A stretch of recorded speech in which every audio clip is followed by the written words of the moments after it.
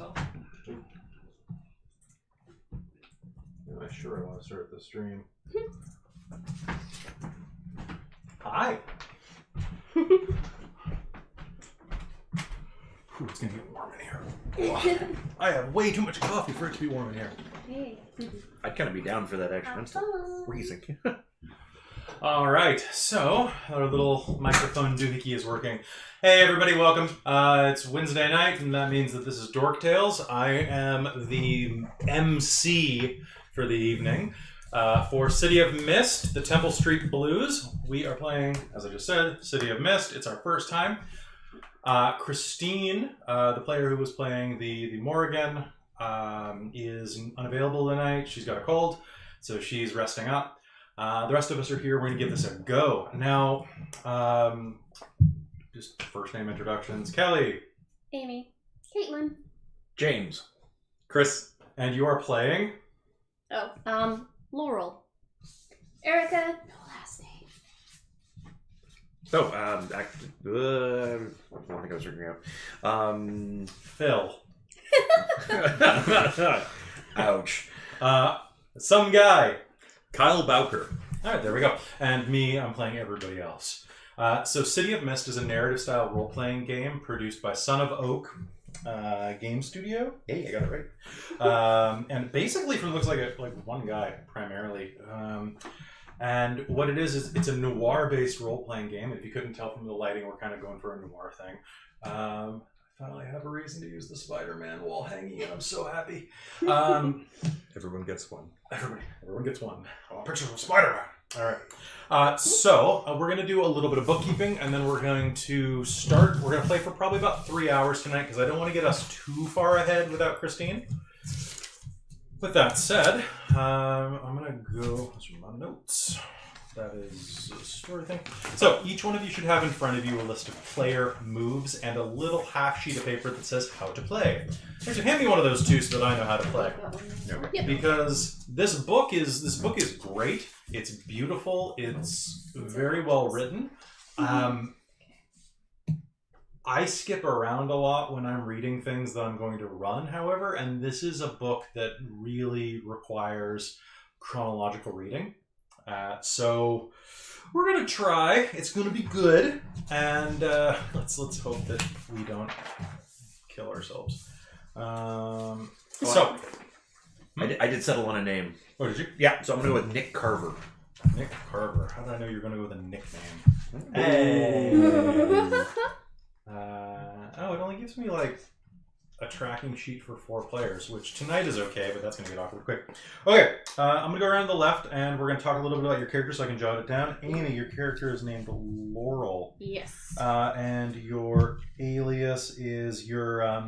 My mythos? Your mythos is... The World Tree, or Yggdrasil. I'll spell that completely wrong. What are your mysteries and identities? So your themes. Okay, my mysteries are the I call it the Great Tree, which is like not made of flesh, so she's a tree. Okay, what's the next one? Branching paths, which is communicating with nature and seeing into other realms and stuff. Then the identities are I guess you want me to just read the ones or like say what they are? I just want you to give me a rough summary. I'm just jotting them down so that I can tell you to do stuff. And then I'll also ask for your weakness tags. Okay. So then the first identity is the suffering of one is the suffering of many, so being caring. And then the last one is essentially being a shop teacher, so measure twice, cut once. Nice, I like that a lot. And what are your 4 weakness tags? Fire, pain from overwhelming vision or information, a soft spot for kids, and her workshop is at a school. Okay. Can I get you to do me a favor? Can you put an exclamation mark behind fire? Because I think it should be FIRE! Fire! Yeah. Can you pass me a pencil? And can you pass me 2 dice? You know what I love about this lighting more than anything? What? How much the pencils glow. I know, I like the yellow ones are really nice. Right? I noticed you That's grabbed that one weird. first. You're like, hey. Shiny. Hey! Stop your witchcraft. Little be time for How that many? later. How many? So, are you cool talking about your daily life? Yeah. How often do you see that in class as a teacher? What? Wobbling The pencil? wobble pencil. Never. I work in a computer lab. How often do you see the wobble iPad?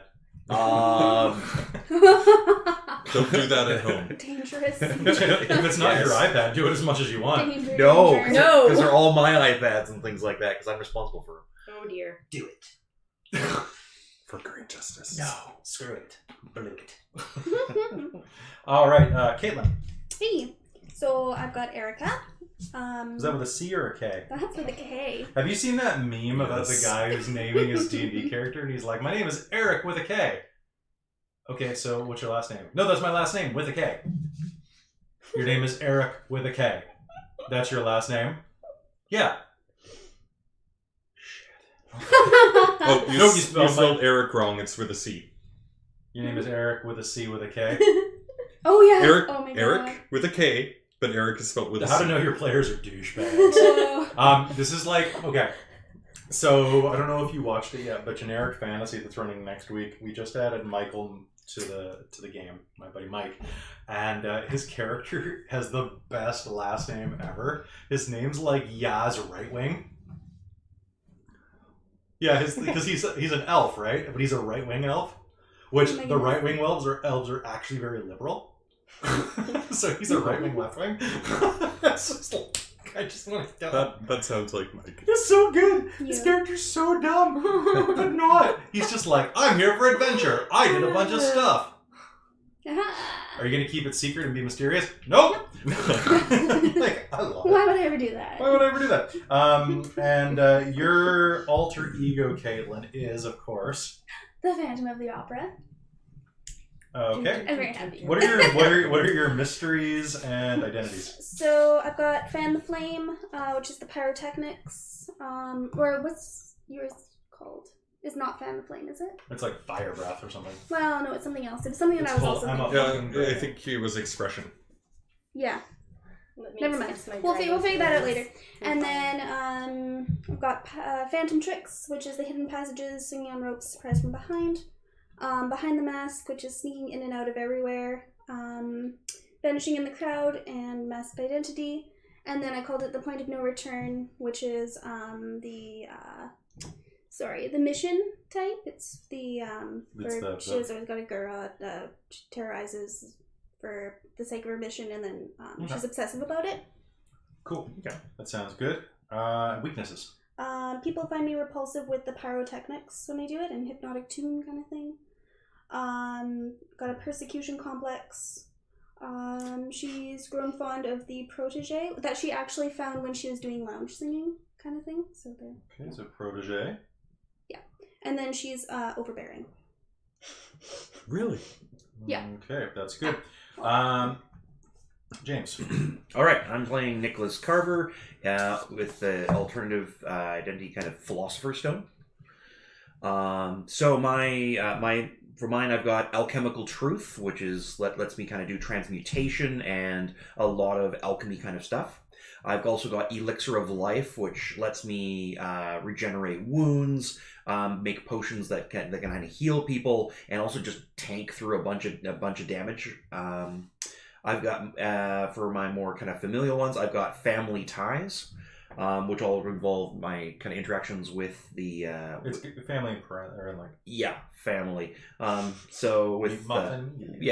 with the family, and then my last one is sticks and stones, which is basically kind of centered in on his job, breaking people for his family. And You know what I'm really sad about? The original concept was to be Rasputin. yeah, But can you imagine being like Nostradamus in the Casa Nostra?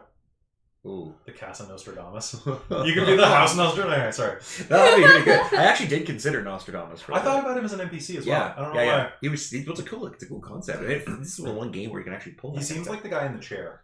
of stuff. Yeah. We don't have a guy in the chair. Either that or the guy who knows everything that's going to happen but can't do a thing about it, and just is kind of like giving up on it. I don't think Gives me like Al Gore. yeah. Ooh. It's super ethereal. Have you? There was a new episode of Al Gore.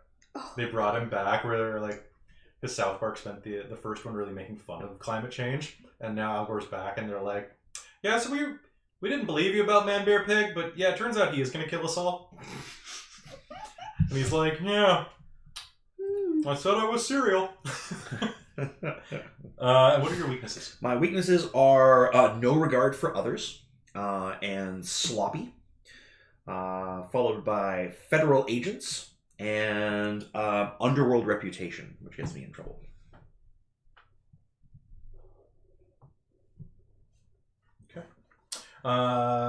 Chris. All right. Which is, I can just call you Chris right now because we don't have Christine, and then it doesn't get confusing. Sweet. Right? I'm going to have you, Christine, and Krista in a game at one point, and it's going to be the worst. Oh my gosh. Blog. Yeah. All right, B-Log. All right. So we've got Scales of the Dragon because... What's your name? Oh, right. Scales of the Dragon. Scales? Fuck you. Kelly, you're scaly. Scales of the Dragon. Is that your last name? Yes. With a C. It's better than a lot of the rappers right now. Ooh, too true. Name's Kyle Bowker. He's a pawn shop owner. Kind of quiet guy. Very possessive and protective of his wares.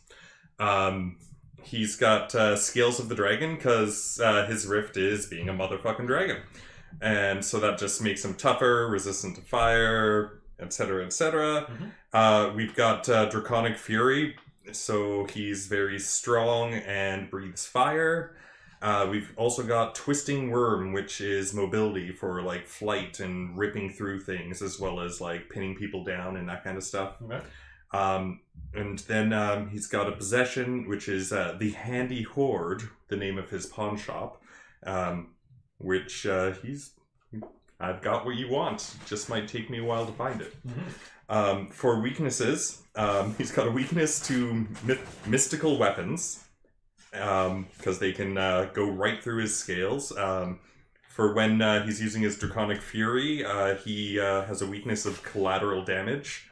Use that as much as you want. For mobility, neighborhood sightings is the weakness for that one. Okay. And for the weakness for the pawn shop, hoarding. So he might have a lot of stuff, he might have what you want. Good luck finding it. Hoarding. What was the first one? Sorry, I was trying to adjust the light. Oh, no worries. Mystical weapons. Okay, so I just want to make sure that everybody's aware of this. So the way this game works is this is basically a conversation. Caitlin, can you check the monitor real quick? Am I being completely absorbed by the light? Yeah, I mean, you're kind of pushing to the background.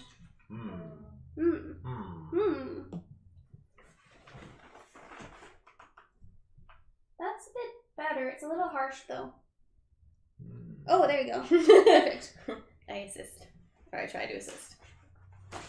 Very bright light. I'm not great at doing stuff. It's not working. Oh well. Wait, hold on. Is that better? I feel like I pop a little bit more now. Yeah, you pop a little bit more. Alright, cool. So long as I'm not completely absorbed by the darkness. That's my next plan. Alright. So, this game functions as a conversation between all of us. In fact, this is the only role-playing game where I don't roll any dice. I don't need to. You're going to do it for me. The game takes place as a mystery, and there are a few rules that we're going to touch over real quick. So, your weaknesses and your mysteries and identities, they are linked from their formation, but they are not intrinsically linked beyond that point. Meaning that, for example, your weakness to fire. That's not just when you're using powers. Fire tends to have problems in your life. I can bring that up in any way that feels earned. So, for example, if there's a fire in your classroom, you may have a phobia of going in. Another example is if someone screams fire, it could demoralize you. Another example would be repulsive. So maybe... I don't know how to work that and where you're not always repulsive, but I'll figure it out. Okay. You know, your protege is pretty obvious. One of the big ones here was collateral damage. Collateral damage doesn't have to just show up when you're using super strength. Collateral damage is like you're rolling up your socks. God damn it. And suddenly you're wearing, like, no socks. Every Christmas, birthday, get me black socks. I'm gonna need them. Alright, so the way that this works is we have this handy dandy little how to play chart. So imagine what your character's doing. So we're just going to jump into a quick little aside. We also haven't picked like crew bonuses, but I want to wait to do that until Christine's actually playing. So we're going to be a little bit independent tonight. This is just mostly a demo session. Okay. So with that in mind, I want to volunteer. I will volunteer. All right, James. So, Nick, what's something that Nick could be doing? Throw out an example. Someone who's not James. Working out. Okay. So, Sure. James, you're working out. Okay. Okay. Nick is trying to. So, Nick's in the gym. It's this stripped down number that smells of 30 years of matted sweat and rusted iron. Okay. You're the only person in there, aside from one thick-necked boxer who's working a speed bag a good, well, in your mind, miles away. Okay. You're benching yourself, and you've got 400 pounds on the bar. It's the only time you can get out to do this, and you're dedicated to keeping that sense of strength and that physical fitness up.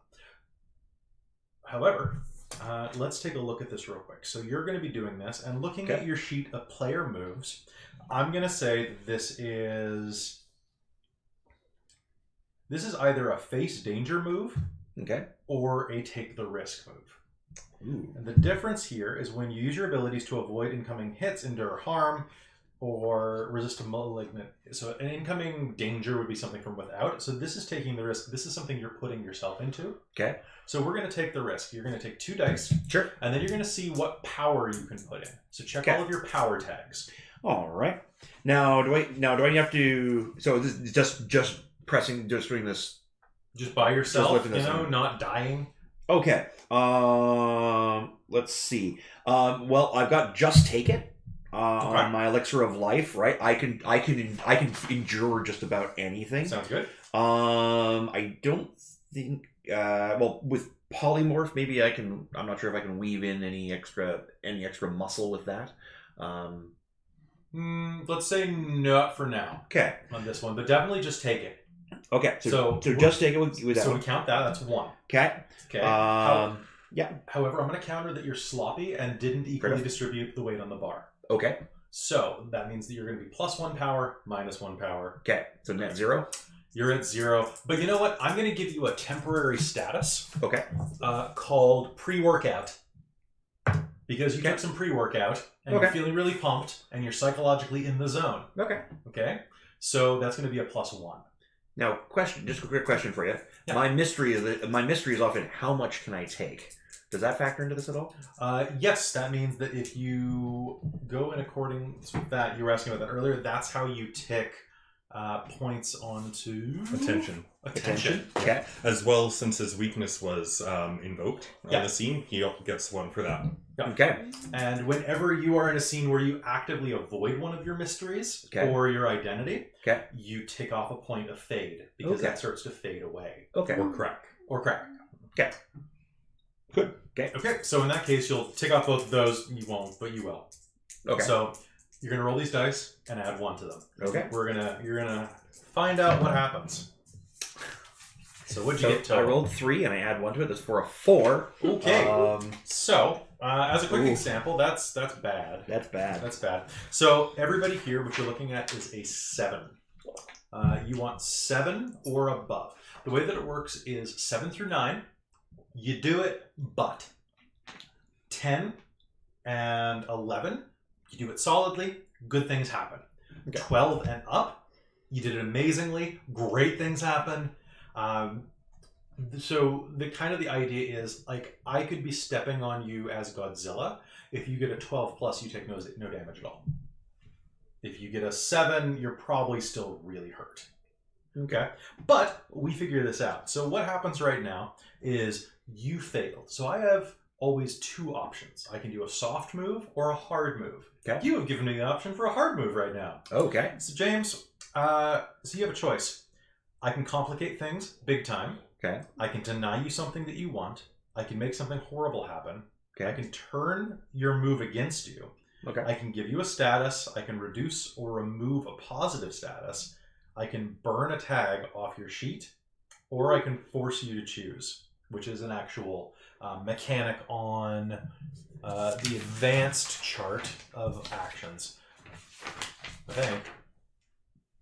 Isn't it? Make a hard choice. Okay. Oh, Yeah. hard choice. Yeah, I'm pretty sure that's what that is. So So yeah, what you can do is I'd like you to pick one of the things that I just listed. Okay. Or alternatively, you can just trust me and I'll just pick one. I think I will go with. I'll take a status. Cool. So in this case, what I'm going to do is I'm going to give you the status sprained shoulder. Okay. So you manage to bench press it. Okay. You sprain your shoulder. Now, while you do have powers that help you fix that, you would have to later go through what's called a change the game action. Okay. So change the game is one of your basic moves. It allows you to add or subtract things from the scene. Okay.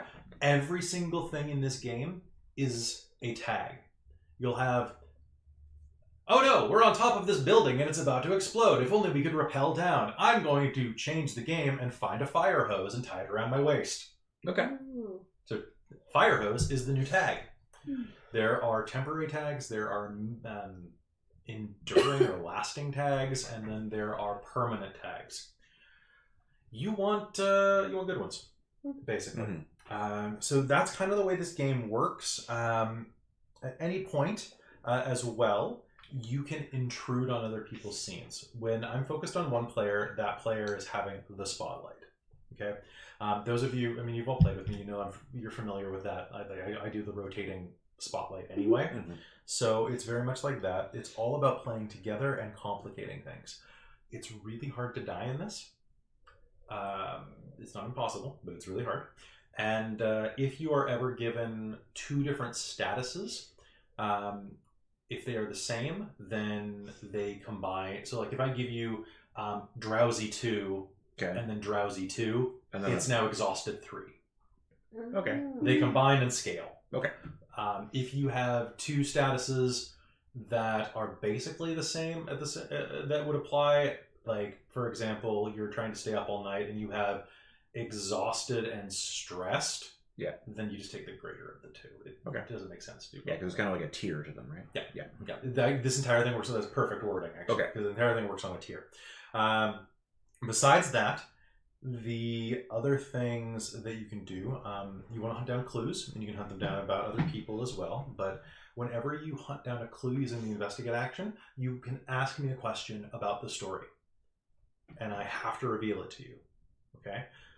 If I do not reveal it, I have to give you information that advances the plot anyway. Such as, I find a clue. I find some hair. Oh, well, it's off of, can I tell whose it is? No, it's off of a horse. Maybe you should check out the local stable or racetrack. You know, then I'll lead you by the nose to the next place, and then we create a TV show, is kind of the fun of this. The other thing that we need to take into account is, before we start, and it'll be very quick, sorry Twitch, is we were just talking about, what were we just talking about? Statuses, tags. Tags. Then... Investigate? No, there was a thing about tags that was really important that I tell you. Burning? Yeah, you can always burn your tags to do better and bigger stuff. So take a look at the double-sided sheet, just like as we play, just really kind of look at it. Okay. Get a sense of what you can do. Mostly you're going to follow the first 8 ones on the front page. On the back, those are advanced maneuvers. Okay. Things like stop holding back. Okay. Which is great. It's not good for your health. So I would suggest you not do it that often. Okay. Besides that, what the hell was the last thing with statuses? Was you can take statuses, you can give status. Other players interjecting when somebody else has the spotlight? Yes, that's in there as well. I'm pretty sure.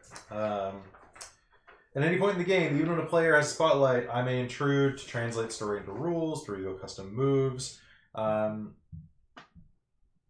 Yeah. The big thing is when you... So, James, for example, you're bench pressing. Okay. So that first round, if you keep going, Yeah. you cannot use any power tag you have already used until the situation changes. Okay. So, for example, if you stop bench pressing, moved on to a different circuit, went and boxed that guy, how much can you take could apply again?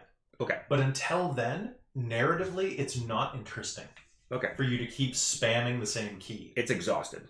Yeah, basically, you just tag it out. You don't mark it or anything. You're just like, I just used it. Also, you can only ever gain information on something that you could have gained through the roll you did for investigation. So if you're doing carpet fiber analysis, you couldn't get a psychological profile off of someone. I mean, you could really fight me on that, but I must say no. I've had players that have... So, with that in mind, the only thing that I regret is that I had bonitis, and that I don't have saxophone music to play in the background that is like free open source license. I should just tabletop audio. Shouldn't I? Totally good. Yeah, next time.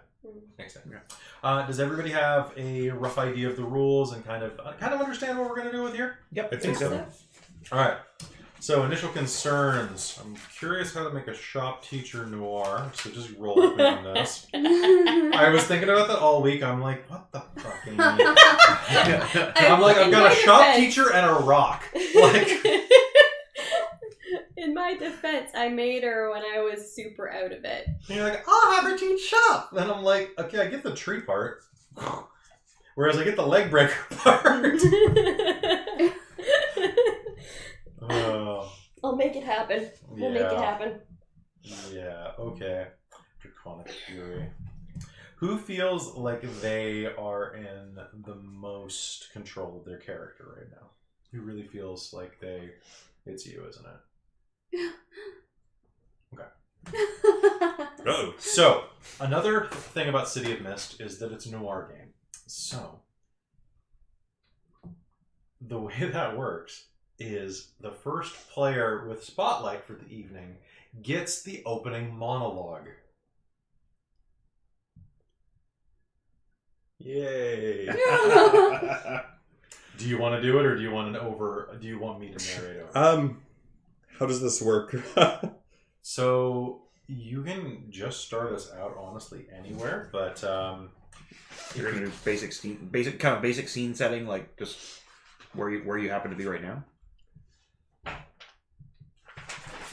Tell you what, I'll make it easy for you this time.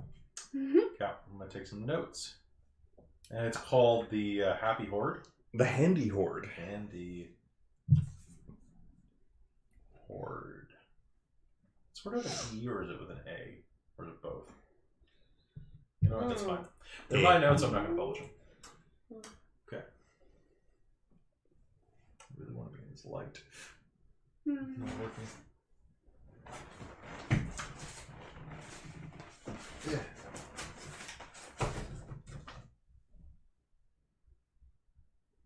No, I'm partially in now. About to splash. You can't like mount it down here and have it like glowing up, kind of, flashlight under your chin kind of style thing. I mean, maybe. I need a couple more of these. There we go. I feel like that's...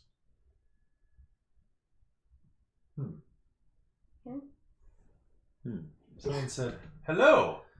I said hello. No response. You know what? That's fine. All right.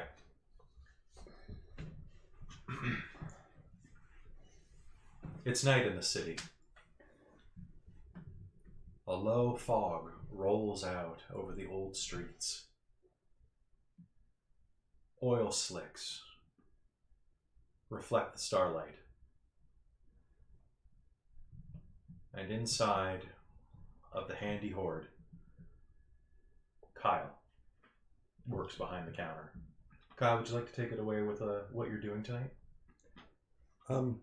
Probably just closing up shop, making sure everything's locked up, moving around, turning off all the lights, and just kind of taking a look at the chaos that is the Handy Horde. And it's to him, it's an organized chaos. Like, it might not make sense to anyone else, rhyme or reason where things are, but as long as it looks all right and he feels it's safe, then he'll start heading home for the evening. Okay, so you go to lock up. You've already pulled all of the jewelry cases and locked them. You've locked the gun cabinets. Everything is where it is.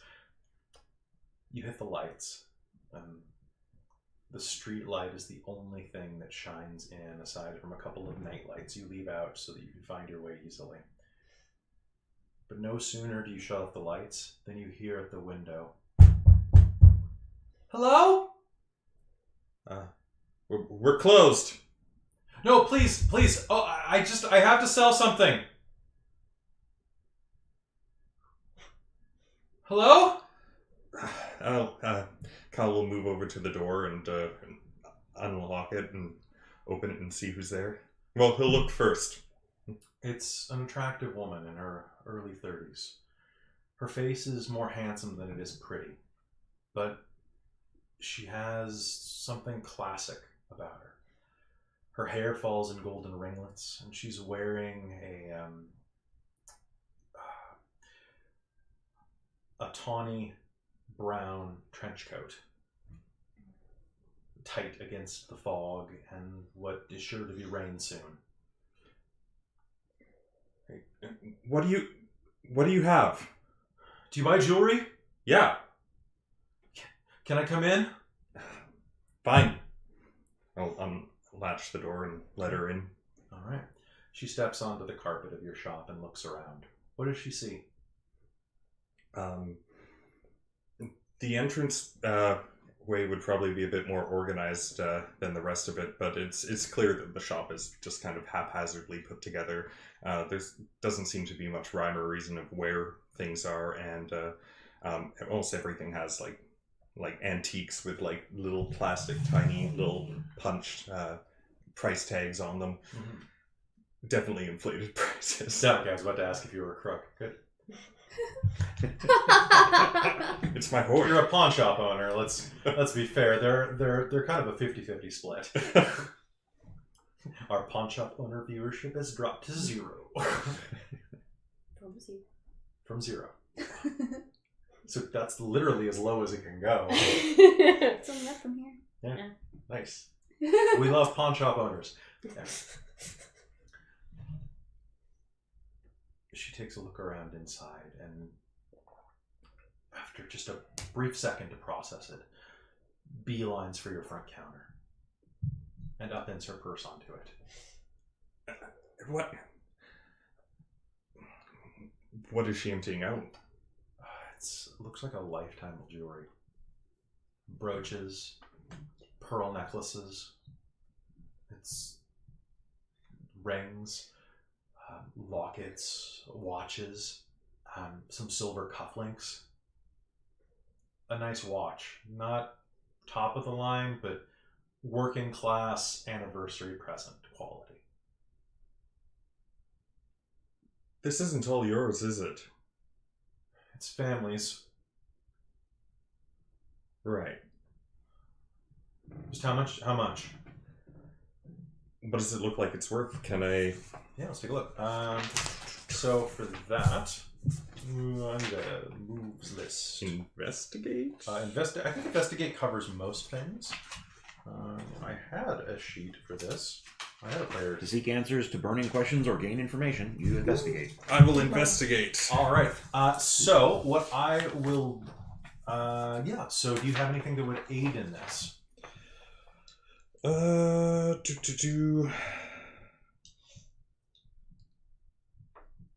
I will give you the Happy Horde as a bonus. Okay. You know your shit. Yeah. It's my own shop, so I know my shit. Yeah. Okay. So you're rolling at power or roll plus power. So power is 1. 7. 7 exactly. So giving it a quick glance over, you can see, actually what I'm going to do is I'm going to actually give you a tag card. Can you hand me the spare pencil? Thank grabbed enough for everybody, and then Christine got sick.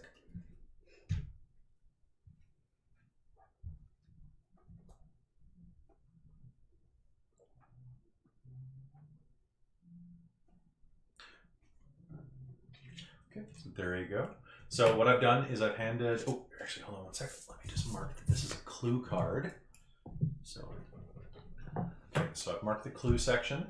And so Bologna has the tag Mary's Jewels. Clue, and 1 point. So at any point, he can cash that in for information on this stuff. Okay? So glancing it over, though, I'll give you a freebie on this. Normally, you would spend that clue immediately. Mm-hmm. Yeah, you reckon that you could probably make a few grand off of this? All right. I'm going to try and convince her that to trade for something in the pawn shop instead of money. So, do you want to roll for that? Yeah. Okay. It's just like, I don't know if I have enough money for this, but maybe I could, maybe we could do a little bit of a trade. I've got lots of stuff here. Okay, now I'm not sure if this is the way this works, so I'm just going to wing this. I hope you don't mind. For the convince? So that'll be a convince, but I'm going to give you... so do I have to spend something?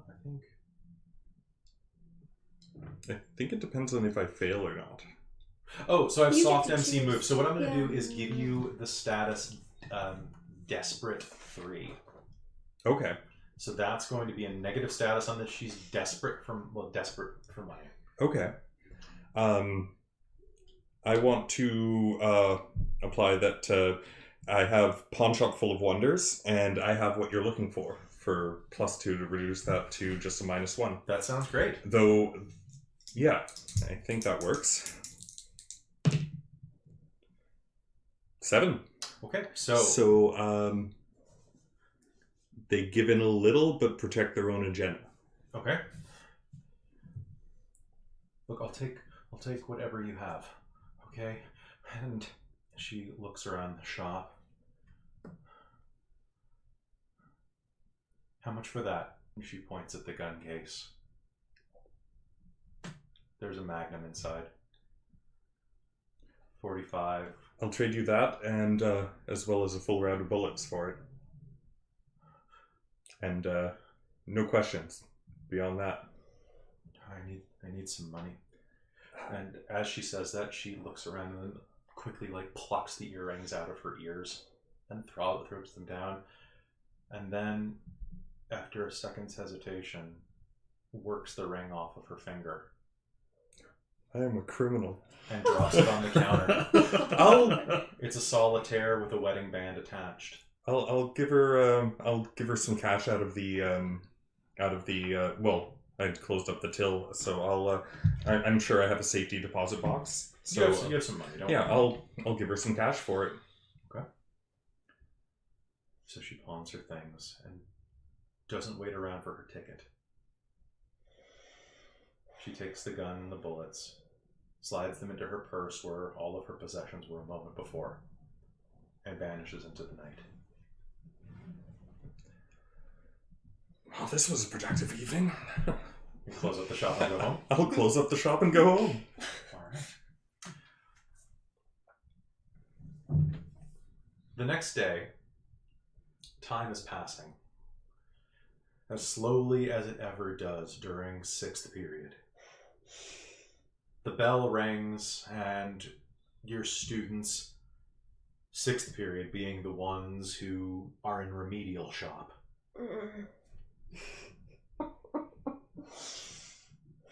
You wish that you could give them circular pieces of wood to cut with circular scissors, and the people that have to work with oven mitts. Yeah, these are the ones I don't trust with any of the actual tools. Go sand this. Miss Laurel, kid named Kevin at the back of the room says, Yep. when are we gonna get a guy to teach us? You won't. School sucks. You suck. Get back to work. She said you suck, one of the guys next to him says. They laugh. The bell rings. The door of the classroom swings wide open and they pour out into the main corridors of the hall. The main corridors of the building. The hall is a corridor, jackass. Sorry, running games after a day of work is fun. The principal steps inside. What does he look like? Or she. What do they look like? Probably, I think it's a he. Pretty portly. I think he's actually pretty friendly looking overall. Facial hair? Yeah, he's got a mustache. And does he have a name? Or is he just the principal? He puts the pal in principal. Oh my god. Let's go with Mr. Hogg. Do you want to... No, I was going to go with Collins. That doesn't sound pretentious enough. Alright, so Principal Collins. But that works, yeah. The principal walks in. Hi. Hi. What's your last name? McNamara. Ms. McNamara? Yeah, what can I do for you today? I was wondering, I'm asking all the teachers around, have you heard from... My notes are down here. Way to ruin suspense. Have you heard from Mrs. Payton today? Miss Payton? No. Was I supposed to? Well, she hasn't been in to teach English. Oh. Didn't call in either. Well, that's strange.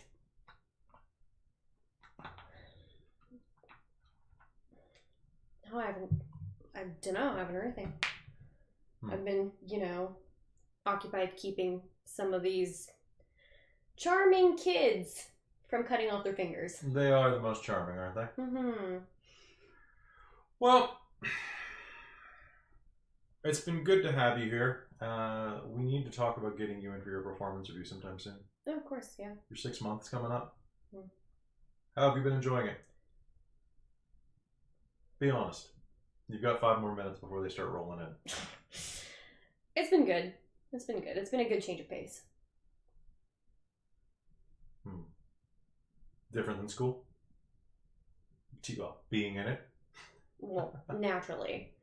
But, yeah, no, it's better school than the last one. Yeah? Yeah. Yeah, well, inner city will do that. You're out here near the burbs. Just one train gets you out there. Yeah. It's kind of refreshing. Anyway, I just thought I'd check. I thought you two were pretty close since you were, I mean, we catch the same train. I wouldn't say we're super close, but if I hear anything, I'll let you know. Okay, so you didn't see her? No. Okay. Not since, I guess I saw her in the teacher's lounge a couple days ago, but... Okay. Yeah. It's just weird. This is the first time she's ever just no-showed. It's frustrating. Ended up not having anybody for the first 3 periods. My kids must have loved that. Thank God for Tammy O'Donnell. Reported it by 2nd period. Do not envy that little nerd. Anyway. Enjoy your class, he says, as a group of your tough kids roll in. Their leather jackets and perpetually greased hair. Oh, great. These guys are hilarious. They are hilarious. Hey, yo, teach. Today, are we going to build a fucking robot? Language, son. Fucking android? I do not laugh. You do not laugh. I do not laugh. Roll me. No. Face danger. Hey, look, no, we're working on Resistant band urge. saws today. Resist a malign influence. All right. So, a bit of time passes. Great, you can lose a finger on this one. And you spend the rest of the day working the line, working your class. And by the time you're done doing your prep for the next day, cleaning up the shop, well, to your specifications. That doesn't go there. Remember what I said last time? You saying this to the kids or Yeah. the janitor? To the kids. Okay. They clean up for themselves. Okay. So by the time that it's time to go home, it's almost 6 o'clock.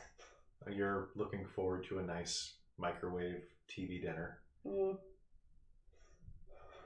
And as you wander your way toward the elevated train, you can see that there's some police tape and hustle and bustle.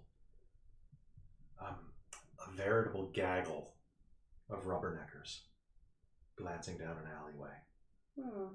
One of which you recognize. Who is it?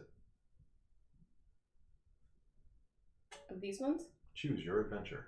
Ooh, let's go with you. Okay, Nick. So, Nick and Laurel, describe yourselves to each other. So, when you look at Nick, what does she see? You'll see a man of middling build, probably standing off in the shadows of one of the art, like one of the columns that go up and support the tracks. He's dressed in kind of a just a sports jacket and white shirt, probably with one too many buttons open. Does he have anything underneath his shirt? Like any chains, any religious iconography? I think he's probably got. There's something there, but it's probably hard. It's probably hard to see unless you get closer to him. Tattoos? Yeah, probably. Yeah, Okay. maybe just the edge of something. Okay. Just the edge of something. He's got these kind of. I think he's like. What's the best way to describe it? Dauntingly handsome. He looks like It looks like he's almost been poured and cast. Right, like he's got all the features that would make a normal person like quite handsome and attractive, but they're arranged almost too perfectly, and there's just something kind of offsetting about it, and that you can't really explain. No, there's a guy, you know which one I'm thinking of. I think so. The guy from the American Being Human. Yeah, you've shown me. That vampire. He's Yeah. ridiculously like he's got all the perfect features. They're just not. They shouldn't go together. Yeah. There should be some measure of I imperfection. love peanut butter. I also love tuna fish. Oh, Right. I love peanut butter. I love pizza. Don't do it, bro. Anyway, that's what you'll see. He'll probably be standing a little ways back in amongst just beyond the rubberneckers, and probably trying to keep out of direct line from the police if there's anyone looking around. There's something about this case that interests you. Okay. Glancing in from the edge of the alley as you are, away from everyone else but still within line of sight, you can see the way the body fell. It fell off of its knees. Someone took this woman, had her kneeling, and placed the gun to the back of her head. This is familiar to you. It's like, this is your tomato soup and grilled cheese. This is the type of image you grew up with. You're so caught up in this, you almost don't notice when a figure walks up beside you. So Laurel, I guess, has got short-ish hair, but it's long enough you can pull it back in a ponytail. Okay. Pretty, I guess, kind of homely looking. She's got like I think she's honestly wearing like a dark green like windbreaker type thing over like a turtleneck sweater Okay. and like jeans. Okay. If it's raining out, she's probably wearing rain boots. Okay.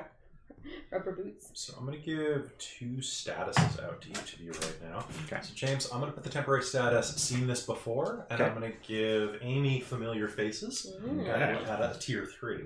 Okay. So I would like both of you, as you're standing here kind of quietly next to each other, give me an investigate. Or actually, sorry, I guess That's not what I should do. I should ask you, what are you doing? Would you like to investigate? It's different rather than kind of guiding the story, putting it in your hands. Yeah. Would I like to investigate? I would like to investigate because what on earth is going on here? That's weird. So do you have anything else you'd like to bring into this? And if so, tell me how you're doing it. Let's see. Well, for me, what I'm gonna do is I'm gonna like what do I think here? I mean, this is definitely looks like an execution. So, I mean, I'm gonna rack my mind and try to think of like of who might try to do something like that in this area. Has anyone ever done this kind of thing before? You have familial ties, right? Family ties? Yeah. Yeah. You could. I think that might be applicable. I think that would be. Yeah. Yep. So I was already thinking of that one. So I was thinking only life I've ever lived. Family, friends. I guess willing to go all the way. Let's drop that one. Drop that one. Okay. Yeah. So. Well, actually, you know what? When else would it apply? Go ahead. Yeah, but like a lot of people probably couldn't study this as clinically as I could right Sure. now, right?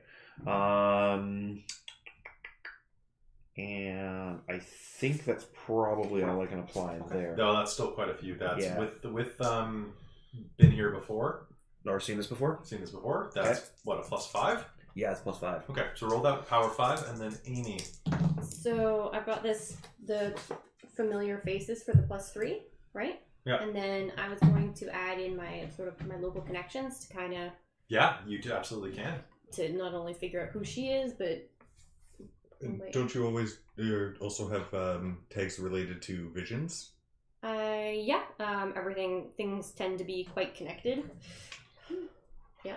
Should I make You both can of if those? you'd like to, yeah. Okay, sure, yeah. And Yeah. possibly the weakness, though? Oh yeah, that reminds me. What is everybody's weaknesses? So you're sloppy and you're... I've got Mine- sloppy, no regard for others, underworld reputation. I've got the fire one. I get pain when I get overwhelmed with information when there's too much. Yeah, give me a minus for the pain with overwhelmed with information. Okay, so that's just a -1. No, actually, don't subtract anything yet. Okay. Yeah. So I get a +1 from I think you're rolling at a plus. I think you're rolling at 5. +5. Okay. Nice. So, and then what I'm gonna do is I'm gonna give you a combined tracking card for this. So that's 16 altogether. Oof, nice. Okay, that's great. And I pulled an 11. 11. That's good. So for that means that we go.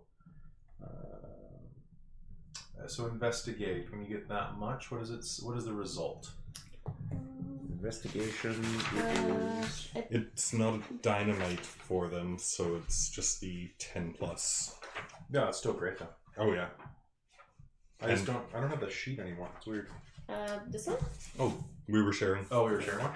Because we have multiples. There's one like right over there. Perfect. On a hit, you get you get clues equal to power. Okay, so that's So that was equal to power. So I had 5. Does a status add to that as well? No. I believe it.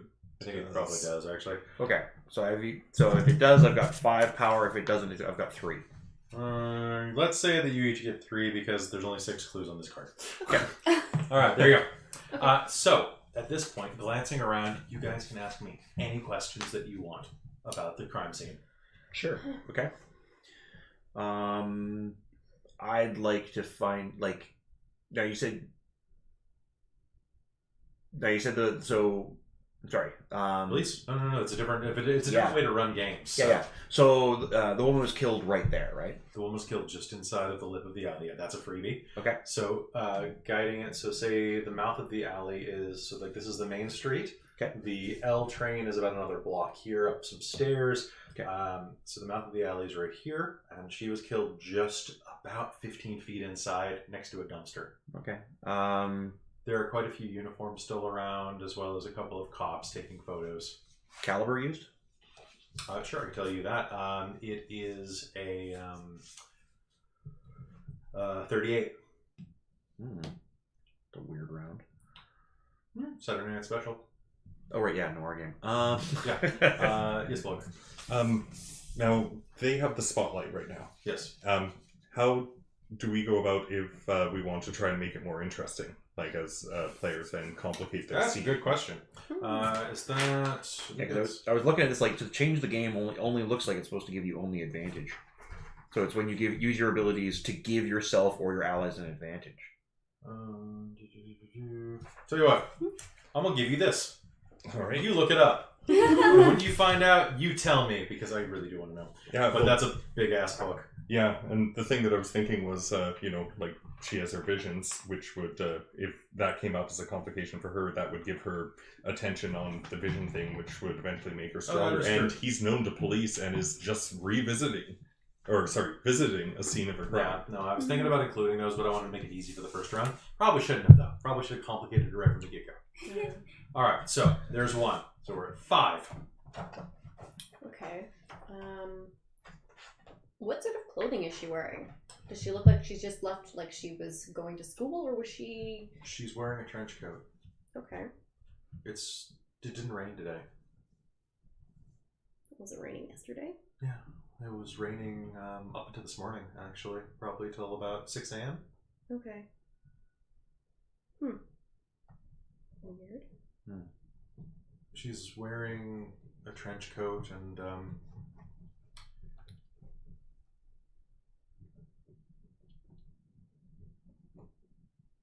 one of her shoes is missing. She was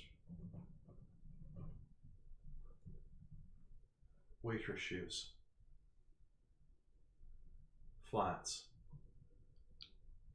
For long hours. It strikes you as odd, something about that, though.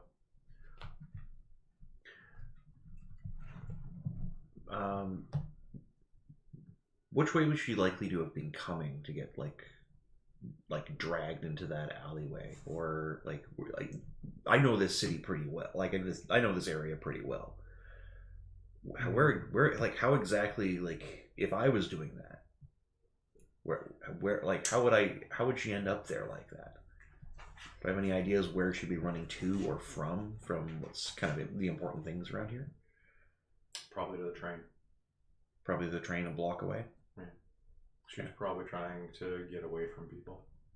Does it look like someone may have like jumped out of a car and forced her into that alleyway? Like, is that alleyway a dead end, or is that a... It ends at a chain link fence. Okay. You could scale it. I wouldn't bet on her being able to do that easily, though. Yeah. She's not that big. Okay. A little over 5 feet. So she probably got dragged in there.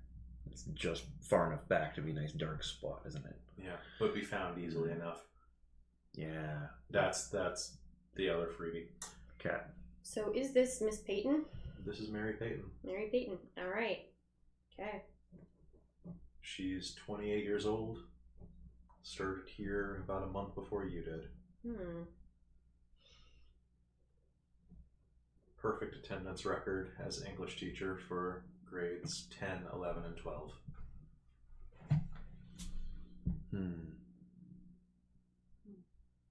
And you can also use this, now that you have a sense of who it is, to ask me questions about the person, the place, other things like that. And you still got 3 more that you can ask, I think. Yeah, because I've asked 2 so far. No, so 2 more. Okay. So I guess my next question is going to be, was she in any trouble? Not that you know of. But I will say actually, even just like local on your rumors. previous question, one thing she's absolutely not wearing is her wedding ring. Or engagement. Well, it's the wedding engagement combo thing. Yeah. Her hand is very visible from where it's splayed there, as a stroke of chalk outlines it. Your eye is drawn to it, and you see that the only thing looking back at you is the pale band of flesh that used to have gold sitting on top of it. You remember that ring.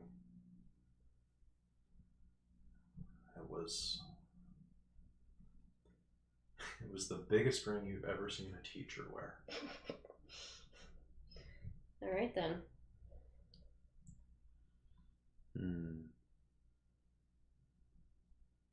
So I guess that used my third question of didn't seem like she was in any trouble that we knew of. Yeah, well, you know what? I can give you more information about that. What I will say is that she often came to work very tired, drank a lot of coffee. When you found her in the break room that one time, she wasn't sitting. She was napping in the middle of a school day between classes. So possibly working another job. Moonlighting. Yeah, it's called moonlighting in our settings. And I will say one more thing according to that you do know about her on a personal level. And this is based on her clothing. The biggest rock that you've seen on a teacher's finger, especially for someone whose husband is an unemployed construction worker. And by big, I mean that the rock itself is bigger than this eraser. Like, we're talking like by quite a margin. So dice size? Not practical. Almost, right? Like, we're talking this is probably a $10,000 to $15,000 ring. Okay. Yes. Oh. Kind of a Sorry. jerk. Add it to the whole. All right. I guess the last thing I want to know is, have there been any whisperings around the family of things going awry? Not in your family. Okay. But there are a lot of different organizations inside of this city, and looking down at the slapdash job, this doesn't speak of the refinement of your family. Okay. Do I have some like? Well, I guess I'm like kind of out of clues, but yeah. Okay. You'd have to do more investigation. Okay. Considering we're just looking at this crime scene from a distance, Pretty good. Yep. we've kind of gathered a lot. Okay. All right. So you stand at the edge of the crowd, looking at it. Now, are the two of us are equated at this point, right? Yeah. You are part of the same crew. Yeah. Okay. So We'll be with you soon, Kate. Don't worry. It's all Yeah. good. well, this is tragic. Guess that explains why she missed work today. You know her? She's the English teacher at my school. Any idea why this happened? Who knows?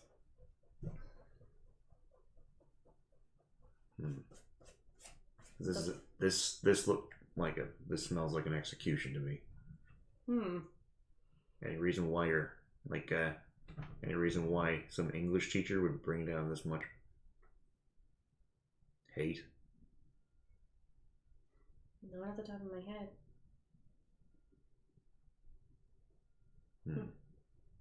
What was her name? Mary Payton. So actually, I'll probably have a notebook, and I'll probably like enter that in the notebook. Yep, 28 years old. 28. Started here about 7 months ago. Over by the body, you can see the photographer going around in the dimness. Flash, flash, flash. He repositions the camera and the flash bulb goes off again. And we're going to flash back now. Because we have these narrative techniques in this game. Nice. So, do you want to monologue a little, Amy? I can certainly try. How does this work? You just run with it. It's technically not even in the rules. Yes, it is. Flashback. Oh, yeah, it is. Once per session, when you have the spotlight, choose one. Describe an action carried out by your character in the past and make a move for that action. The outcome of the move affects the current scene, or describe the events in your character's backstory that they become relevant now. Okay, so you know what I'm going to do is I'm going to say either of you, if you would like. So you both technically are sharing the spotlight right now. Okay. If you'd like to use this spotlight, since this is one of the better times to do this, you can choose to do this and then add to the scene in a different way. So for example, you may have had dinner with them at one point. You could bring that into it. Or you met her husband picking her up from work in his truck or something like that. Or maybe you actually went to high school together. Or something like that. Or maybe you used to date back in the day. Or maybe you actually, like, I don't know, like... Yeah, I get what you mean, yeah. But, like, this is also a good way to do, like, heist stuff, where you're like, haha, little do you know that I actually packed my ankle gun. My Derringer, right? I think I probably won't do a flashback right now for myself. Because I just don't think I think I contradicted some of that kind of thing. Like, if I was dating her, I would have already known who she was. Oh yeah. So I think I'll probably pass. I just don't know enough about her. But if you want, yeah. I'm probably gonna flash back to the first time I met her. You could also have done something else. Just letting you know. Okay. You can add things to the scene as well, such as a nearby gun.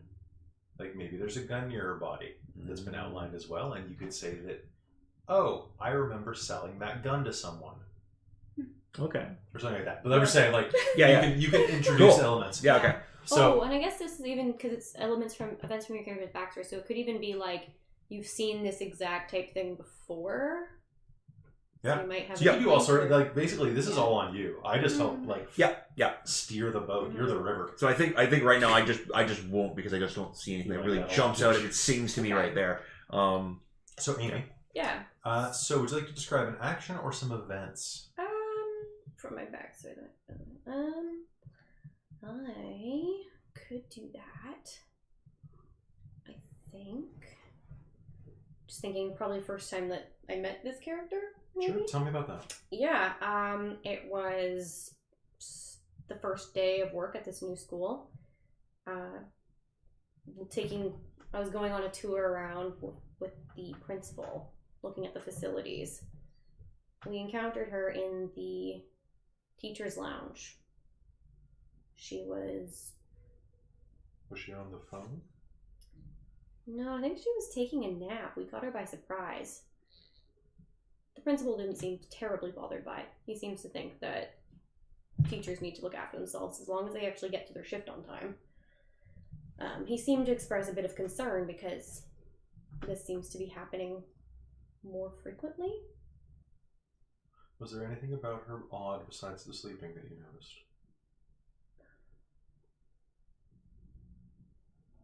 Can I interject something? Or am I able to interject anything? Okay. Yeah, go for it.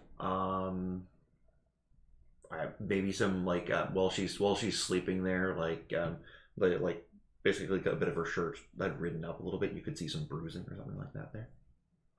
Possibly. Blisters on her heels from shoes dangling off the couch. Yeah. Dishpan hands. I think that whatever her lunch that she was eating did not look like the type of, it was like leftovers from like a restaurant, probably. Chinese. And also didn't seem to be the type of quality you'd expect from someone wearing a ring that size. So it didn't make a lot of sense. I will say one more thing because I seem to be focused on feet tonight. The stockings that she wears underneath her shoes, they're pitted and holed around the heels and toes. Threadbare worn. With toes sticking out of them. You remember that. So Amy, what I'm going to do is I'm going to give you... Would you rather have a juice or a clue? What's a juice? So juice is basically like, it's a power stat. So like Vitae or Quintessence and other games. So what you can use juice for is... Remind me, where's the juice? Comes on that link that I sent. I think that's what you use for when you want to change the game later on. You can be like, you know what, I've got a juice, and as long as it's somehow applicable to how you got it, you can be like, you know what, this scene has this status on. Well, what you can do is when you use your abilities to give yourself or Alice an advantage, you roll power. On a hit, you get juice equal to power. You can spend your juice to gain the follow. Yeah, you're right. So you can create a story tag, burn a power tag or a story tag. So a good example of that would be James is in a fist fight. He gets cranked in the head. So I give him disoriented 2. And the next time he gets hit, he gets punch drunk 3. It upgrades to that, and you're like, shake it off. He shakes it off for a juice, right? Cool. So, and then you can also use it to remove, to burn a power tag or a story tag.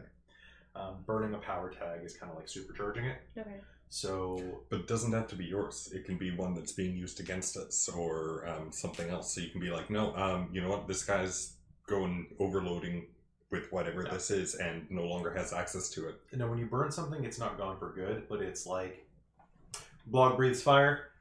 It takes him a while to build it back up. Okay. Right. It's just worn out. Yeah, basically, it's just exhausted for a while. Okay. For 1d4 plus 1 round. No, it's you roll a d6 and on a 5 or a 6 it recharges. Yeah, you gotta. It's okay, you're learning. Fifth ed's new. All right, so I'm gonna give you a juice action. Okay. So I'm gonna make a juice card. No, I have a juice card. I haven't. I'm even gonna write in pen. Oh. If you get 6, you get 1 for free. Well, That's when a you get smoothie. 10. Yeah. And as always, I believe it's 10 or 12 on the punch card. Yeah, there's a juice. Nice. Sorry, I keep touching you. I know. Our sexual tension will get us views. No, that's the camera. That's my computer. You're kissing my computer, no? It's Nick's computer. It's pretty nice. Someone's messaging us, and I like them. I like you, person who messaged us. They say something nice. They say how nice my hair looks. I think Kristen commented on the mood lighting, and someone who I don't know says they really want to play it with their friends now. You totally should. It's really good, and you can totally find it online for money.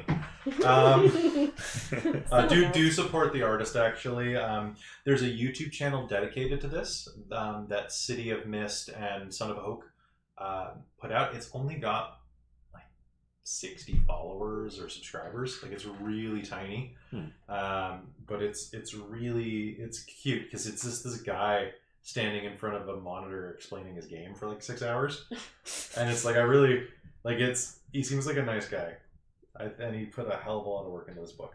Yeah, So, it's anyway, beautiful. It's really good, and I just dropped way too much money on their Kickstarter a couple months ago for the player's guide and like all of the new stuff. Way too much money. I am just an idiot when it comes to Kickstarter. Like, seriously, like $2,000 over the past few years or something like that.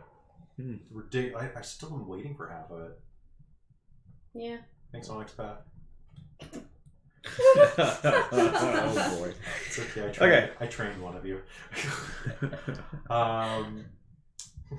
Sam just deleted my Twitch account. All right, so you find that information, or you think back to that and pull a little bit of fuel for the fire there.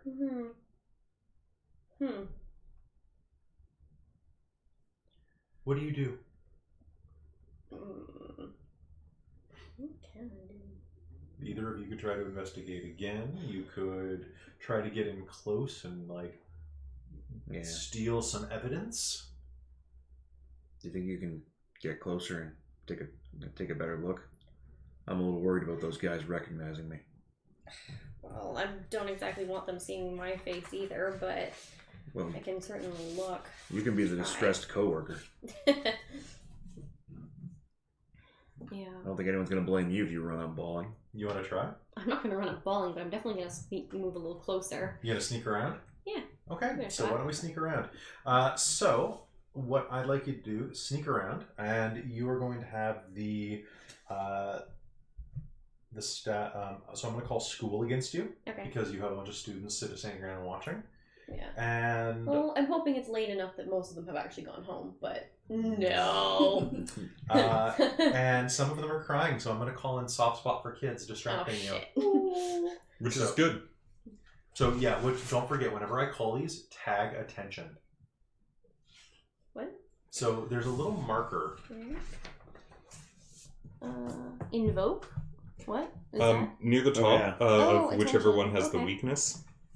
Yeah. Also, Is it one per scene, or is it just every time? it's anytime a weakness is invoked as well.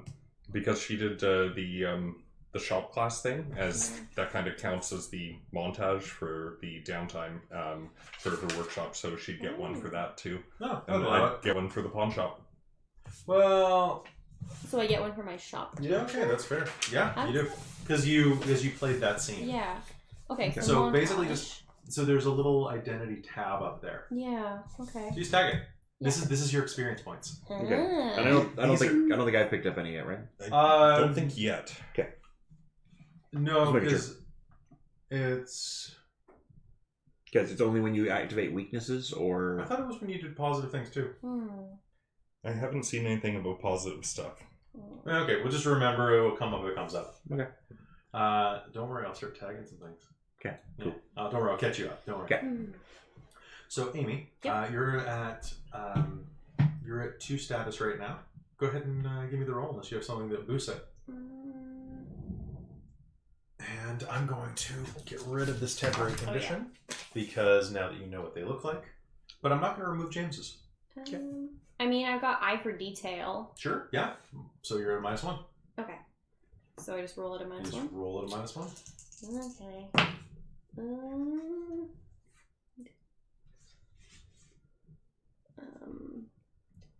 So wait. So was it a -2 originally? It was originally Okay, and then -2. the one, so it makes it -1, so it's 6. So it's a 7. All right. Hit them after a fair warning. Activate their weakness tags as flaws. All right. So this is a sneaking around.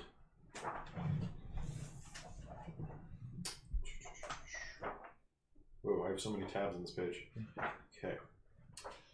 And for those watching, I will get faster at this new system. Yeah. And it's a very Totally different good, one than we're used to. Yeah, it's like the more I'm seeing like how we're exploring it, the more I'm just like, ooh, this could be so much fun. Like, and I know it's a bit like rocky right now because it's new, but it's just like, oh, this I see how this works. This is awesome. are you looking for the sneak around properties? Yeah, the table for it. Okay. Well, I've got the thing right here if you want it. Can you give me more post-its? No, they're in my lap. Because there's sneak around. When you use your abilities or act secretly or deceptively, roll plus power. On hit, everyone that should fall for it falls for it. On 7 to 9, it's complicated. The Master of Ceremonies chooses 1. Someone unimportant noticed you, but that just made them important, right? You are perceived only by a secondary sense, i.e., someone picks up your scent, or when you're stalking them, or you're seen whispering a message, but the message is not heard. Okay. Or you leave something important behind, or be discovered. Okay, so in that case, you are going to get up close enough to get a look at what you're looking at, but someone's going to notice you. One of the beat cops, actually the photographer, is going to kind of mutter out of the corner of his mouth where his cigarette is dangling from his lip. Hey, you can't be over here. You need to step back, ma'am. Lady, get back. Sorry, I know her. Now, I'm going to give you one clue because you... Oh, actually, what do you get if you win? Mm. Oh, wait, I got it right here. It's complicated, so you were... Oh, okay. So this is the result. Okay, so Amy, being up close, go ahead and roll me an investigate real quick because you are close enough to investigate. So what you do is you sequentially roll in order of what you're doing. Okay. So if you were going to like sneak up and punch someone in the back of the head, we'd make sure you snuck first, and then we'd roll your punch. Yeah. Okay. So investigate. So you're at. The details have not changed, so it's going to be at this point, unless you use your visions. Yeah, I mean, they're not specifically visions exactly, as they are with, like, things that are currently happening through, like, nature, like, talking to, like, communicating What's- with nature, plants, and animals. Well, if you or- wanted to evoke something like that, you could, but you Yeah. can't use any of the tags you just used. Yeah. Okay. And then another one is what was it?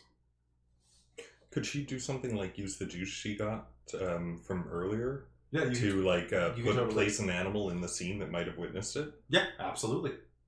Well, I would just be looking for that anyway. But you can make it happen for that Oh, juice. As in, okay. it's like Star Wars. Oh, Or is you there could- like a plant or something near here that could have been like No, experienced this? no, Amy. Erase the point of juice. Yeah. And Tell me about the plant. Oh, okay. So That sounds here's the nice. deal. You can suggest or start narrating anything that doesn't automatically solve the problem directly. All right, I'm using that juice. So there's a plant. There is a patch of very surprisingly,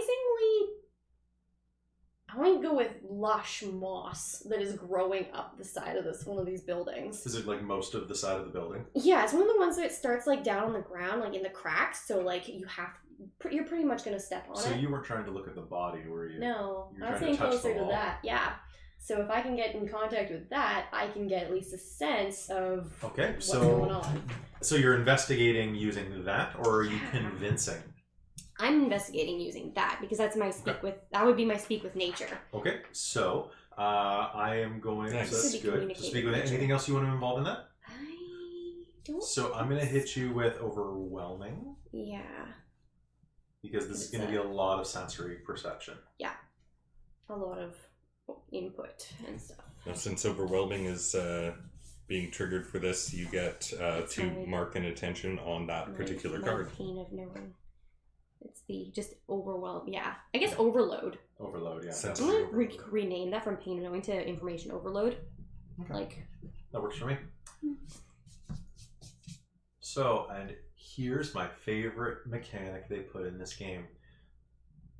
Hey, lady, you're going to have to get out of here, okay? Scram, he says, as you put your fingers down on the moss.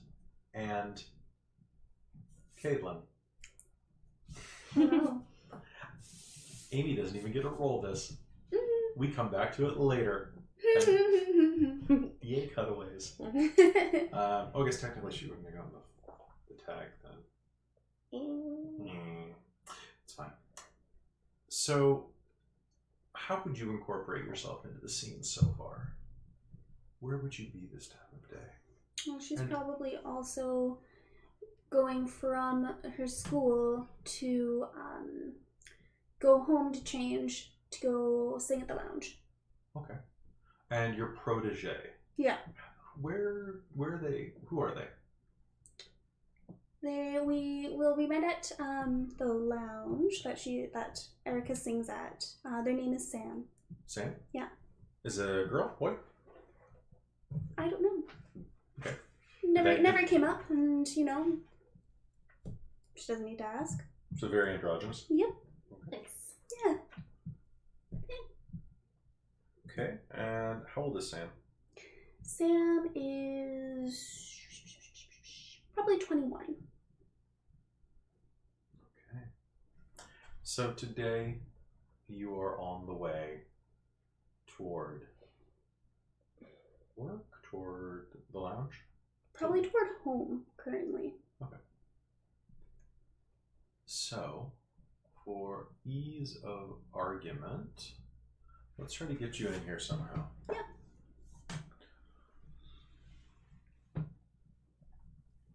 Do you have the radio on while you're getting ready? She doesn't She's on her way drive. home. She's on her way home. She could probably just be like crossing to get to the train. Mm-hmm. Like, not crossing, but like walking to get to the train to get home. Mm-hmm. And stumbles across it with all her books and music in her hands.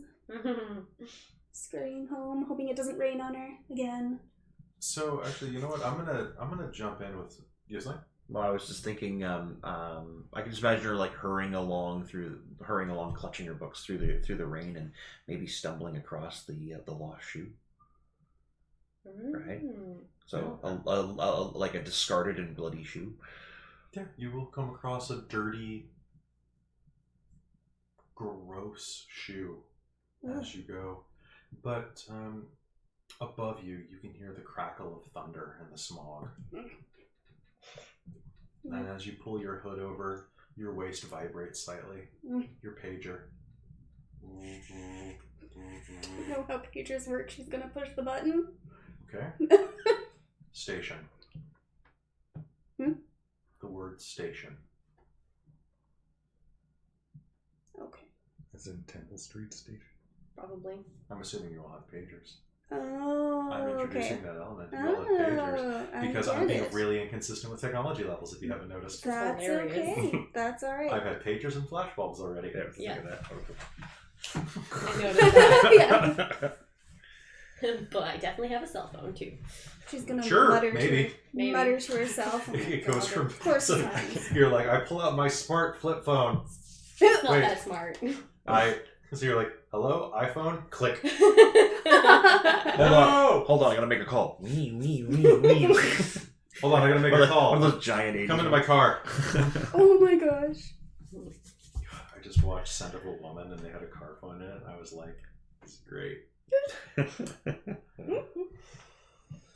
I keep looking at Amy. It's not Amy's turn. It's your turn. You're the star. It's Back me. further. All right. But you're in plenty of range for the camera. Oh yeah. I want more red behind people. Hmm. Like I really like Caitlin's back being lit up with red. I want that on all of us. Pyrotechnics. Get some flash bangers. No, I need to get a few more soft boxes. Yeah. So Caitlin. Yeah. Do you head out? After muttering to her under her breath, oh my gosh, of course this happens right now. Right when I was in the middle of everything. Just pulls everything closer together and heads off to... Is there anything you're doing on the way? Or any reason that you might have to blow this off? Oh, she could probably just say that she's sick or something. I don't know. You could if you wanted to. Yeah. As you're going, you can hear the sound of saxophone music. The dark streets, you can see row after row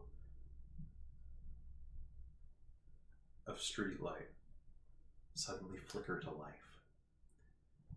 And under the third one down ahead of you, a young black man plays on his saxophone, tootling away with a baseball cap down on the ground in front of him, busking. He's late teens, early 20s. Must be cold, especially with his head completely shaved down to just the nubs of hair. And he plays with a skill that belies his age. Mm-hmm. As people pass, they do toss in coin and dollar. You even see a 20 in there. It's actually really good. Let's look at your flowers. We got repulsive, persecution complex, protege, and overbearing. Yep. And as someone throws in a coin, though, as he nods to acknowledge, he squeaks a note. Barely a second. Barely a breath. But it squawks. Looking around. Nobody notices. You noticed. Of course. Do you do anything?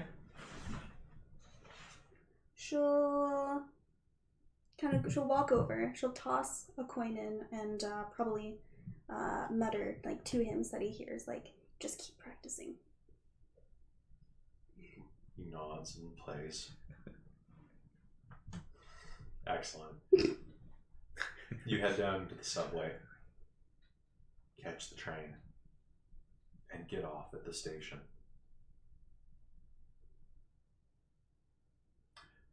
Caitlin, you get the dubious honor. Describe the Temple Street station stop. Okay. What is it like? Does it look like a normal station? Does it... For the most part, it looks like if you took a station and then painted over it with moss on the ceiling. Mm-hmm. It's got a kind of a sick glow in it, but there's not a whole lot of light coming from it itself. It all comes from above. It's got one of those bus shelter kind of, I suppose. No, not bus shelter because it's a station. I don't actually know. Like some sort of skylight system or Pillars? Yeah, pillars. There are pillars. Does it have like those see-through foggy glass? We have them downtown here. Mhm. The little tiles. Oh, the purple ones that we have here. Yeah. Yeah. Oh, definitely. Oh, yeah. So shafts of purple light streak down in. Once you pass the main doors, it broadens significantly. This area is big enough to drop a house into. Hmm. Maybe with an earthquake it will. Maybe with another earthquake. Mm-hmm. 3 of the other 5, or the other 4, are already waiting here for you. Sorry, you're getting a little shafted on the pre-scene. No, that's fine. Unless you want to do a flashback. No, I can do it later. That's fine. I'm sorry. That's When the fine. murdering happens, you'll be front and center. Oh, good. You head inside. And 3 of them are already there. Morgan, the other one, has not replied. She's still at work as her job as a bee cop. Believe she's going with the name Morgan. We'll find out. Or it could be Officer Morgan, last name Oh, Dexter yeah. Morgan. Dexter Morgan. All right. You step inside, Mhm. and you can see your friend or your crewmate Lauren talking about what she saw when she touched down on the moss. She saw a flash from the night before. 2 large thugs dragging a crying woman into an alleyway, throwing her down on her knees and having fun with her while she prayed. Not that kind of fun, but playing with her like a cat does with a mouse once its spine has been broken. Only this time it wasn't her spine, it was her spirit.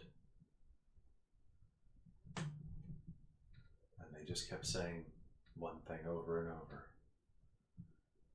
This wouldn't have happened if Johnny paid up.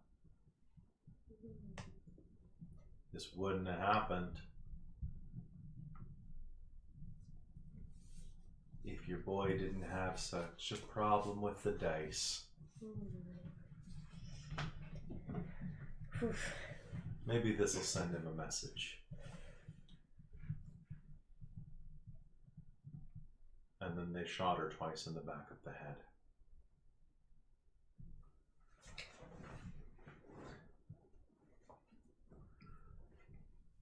This is what you'll come down to. A case who's come across your desk. Would you have, real quick out of the 3 of you, would you have dragged him in immediately? Probably paged everybody? Yeah, I imagine. Well,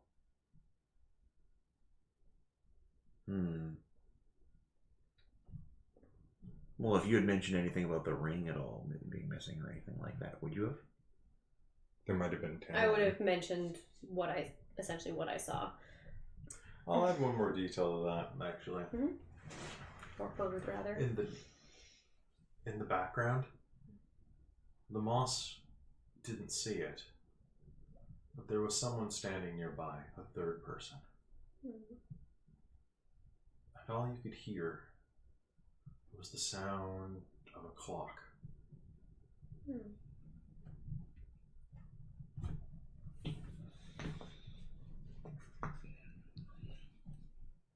Interesting. A watch in the silence. All right. So stepping into Temple Street Station. And let's do some free role play. Right, so Erica will step up to the group. So what's that got to do with us? Why are we all here? Shit happens. I think maybe she knew that there was trouble coming. What makes you say that? But She bought a gun last night, or how long ago was it? That was last night. Yeah, she bought a gun last night. Hmm. From me. What kind of gun? Magnum. Biggest one you had. I think I got it off of one of your boys a couple of weeks ago. so she shot herself in the foot. No, this No, is an she got- execution. Shot in the head. No, so to speak. Anyway. I mean, it kind of feels like my. I've seen a lot of executions. 2 rounds, back of the head. Why 2? Make Make sure the sure first, the first one one doesn't fail. You've been watching too many movies. But it's true. I think if somebody got shot in the head, that would do it. Doesn't always take with everybody. Nasty business. Yeah, you should see what happens sometimes with people get things like impaled. There's one guy I heard about who got like a metal rod like through his eye and he survived. Oh. Okay. I mean, that's Okay, shop safety. the question... Oh, yeah. Always wear eye gear. Alright, look, I think the question here is, do we care? I mean, I kind of care. She's my coworker. It's a bit personal. I mean, I don't like the idea of anyone else doing anything on anywhere near my family's turf. It brings down too much heat. But honestly, this is just, to me, she's just some lady. She had a lot of jewelry she was trying to get rid of. Yeah, she's probably scared of something. This, clearly. Seems like her husband had a gambling problem. Owed someone. That might explain the ring. Does this husband have a name? Johnny. Something like that. Yeah. Like, she just usually calls him Johnny. Takes a fair chunk of debt for someone to do something like this. Like 15, 20 grand. I don't know. It depends on who you're talking to. The thing is, you do something like this, people probably don't, like, they may well not pay at all. Will run. Doesn't make any sense. Can I use this clue tag? Yeah, you can ask me any question. Was there anything that was in the ensemble of things that she got rid of that might obviously be Johnny's? Absolutely. Yeah. So there was a watch actually that was inscribed on the inside. It was that nice watch I was talking about, and it says, "To my little Johnny, baby loves you."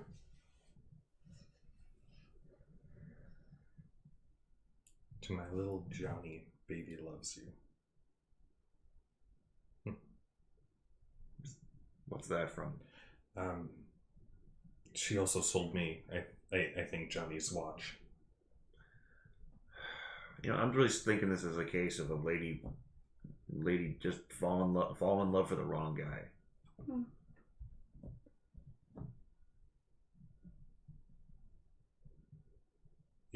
Is there even anything we can do about it? Can I do like an investigate or something to try and see if this just doesn't sit right? Like, It definitely doesn't sit right. yeah. You can do whatever you'd like. I'm just trying to think about what would. Why don't you roll to change the story? Okay.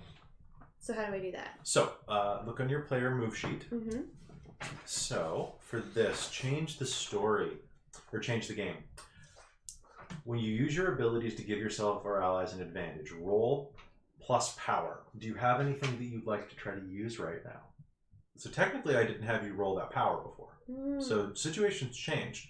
And if any of you want to do this as well, you can do this instead, but limit to one of you. Want to use. But do any of you have like the ability to talk to the dead, or any of you want to use any of your mythos powers? I don't think mine are. Yeah, yours are mostly this. physical based. Mm-hmm. Oh, I don't think Caitlin or I described our characters. Well, that's true. Oh, Please, yeah. so you went off first, and then we'll let Caitlin finish. Kyle is actually kind of not somebody you think of when it comes to like being physically impressive. He's a very ropey or kind of gangly guy. He wears cheap suits that are a little bit too big and kind of has a bit of a long nose. His hair's a little. He tries to keep it clean, but he and cut short. But he seems to always forget when to get a haircut, and often just kind of slumps over a little bit and kind of cautiously looks around. Bit of a slinky character, Joe. Bit of a rat. Yeah. If you could pick an animal for him that kind of he looks like a rat. Not a snake as much. No, that's how he gets them. Okay.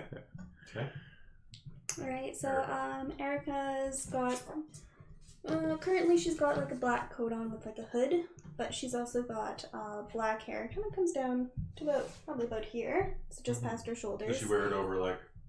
It just falls that way for some reason. Nice. Sometimes. It does look quite greasy. Greasy and kind of a little bit thinner. It's like if my hair, because I've got thin hair, if it was like always kind of greasy and kind of just like a little matted.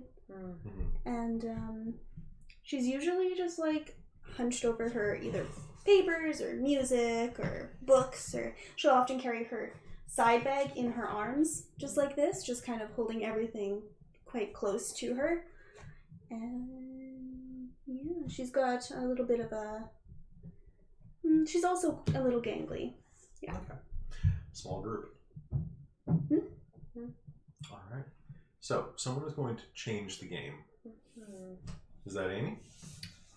I think so. I want to throw an element of something weird in here. Absolutely. Make this more. You totally can.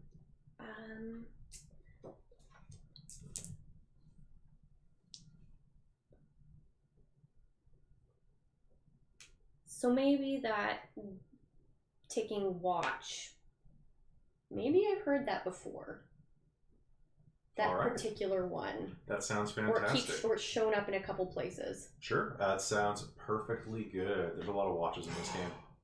So, can you go ahead and roll with what do you have that you could bring in? Everything is connected. Sure, let's do that. And also, yeah, let's roll with that. So that would just give me a +1. Yeah, do you have anything else you want to pull in? I don't think so.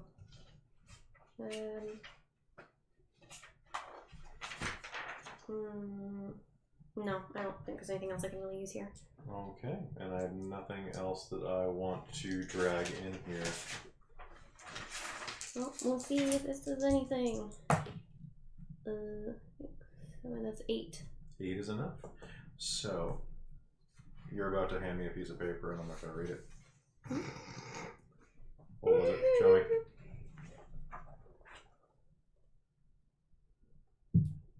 Okay. Yeah. That's a different direction than I thought you were going to say. So, would you like to do this to ask a question or introduce? So I'm looking at the change the game. So you have just enough to create a story tag, burn a power tag or story tag, or reduce a status. So what would creating a story tag? So that would be like adding something new to the story. So actually, you gain a point of juice, Okay. which you can spend on a 1-for-1 basis to do those things. So Okay. So I'm immediately going to spend it then, I think. yeah, to create Just a story to tag. create a story tag where... So this is a temporary story tag that could be something like remember that sound, or Yeah. familiar noise, or tick tock. Now, Yeah. this is mentioned to us. Do all of us have access to the story The tag? story tag goes in the center of the table. Anyone can pull it. Okay. And so one use thing? So yeah, so it's one use, so don't even worry about writing it down. Okay. It's just going to go in the center of the table with a post-it. And I'm just going to call it Sorry. It's all good. What was I saying? TikTok. TikTok. There's something about not necessarily time, but the presence of a watch or the sound of a clock ticking that's been showing up a lot lately, I guess. Mm-hmm. So that's in the center of the table, and as she mentions it, would anybody like to try to roll to investigate that? I'd like to roll to investigate if I had heard anything around the lounge about gambling or so-called Johnny or any affiliates.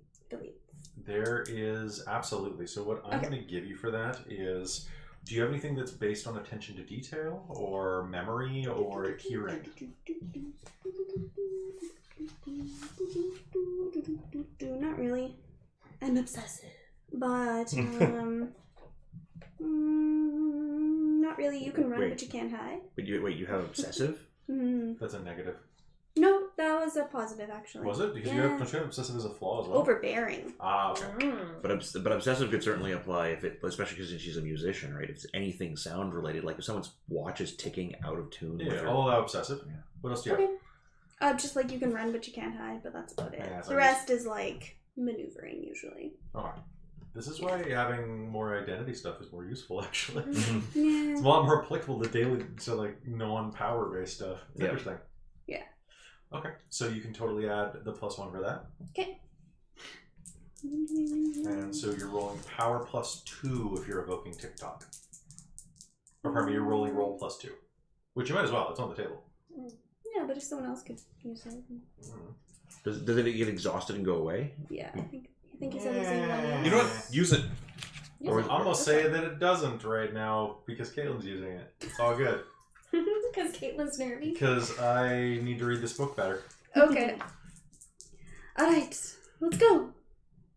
I got a 12, so 14. Holy crap! Holy. Alright, Take a so look. Just succeed. so on a 12, so that was power 2. Yep. So that means that you gain 2 questions that you can ask me. You have 2 clues. You have 2 clues. Okay. So I can write. What I'm going to do is, whenever you get clues, I'm not going to write them down until you tell me you're going to hold on to them for later. So you can ask me the questions right away. Well, I'll probably just ask you. Yeah, please. Yeah, so in the lounge when I was just, between half my set, just kind of drinking at the bar, kind of flirting because I've got my mask on at that point. It's just going to be like a Venetian probably, like a whole thing, just so that people like me. Yeah, did I hear anything about maybe just overhear something from someone else, not directly talking to me, about someone really in debt, like a lot? Okay. Is that too specific? Or did I hear any rumors? Would that be better? Either way works actually. Oh, so okay. basically, we play off each other, right? That's the whole point of this. Okay. So, damn it, the light's really cool on you and like. I'm sorry. But I had a possible suggestion. So what if her lounge wasn't just a lounge? Like it had it was a lounge on the surface, but in the back there might be a bit of a gambling den or something like that. Could be. She might have heard arguments or had seen people dragged out from. So that definitely has been the case there.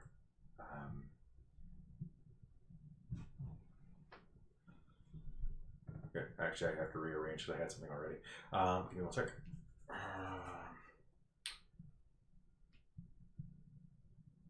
So,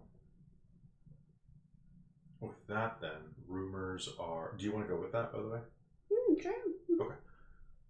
So there aren't very many places in the city where a person can gamble legally.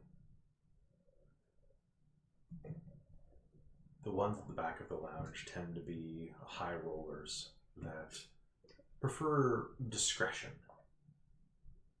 It's where the mayor goes when she wants to gamble. Okay. It's where counselors and judges go when they want to blow off some steam around cards. Those little gambling dens are good for craps. They're good for 3-card Monte, poker, and maybe occasional baccarat. Nothing really major scale. But there was one guy who you overheard talking to the bartender about a pickup job that he was going to have to do. A shakedown. It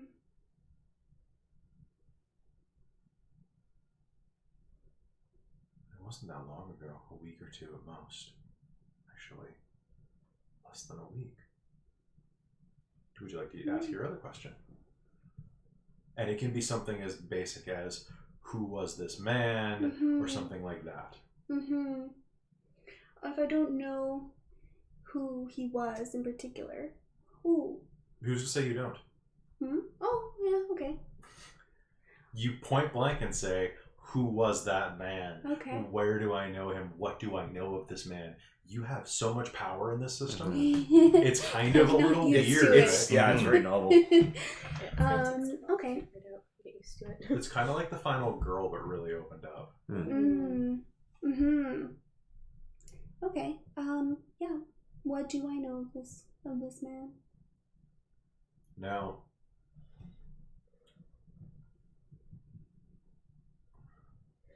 his name's Miles Dillon.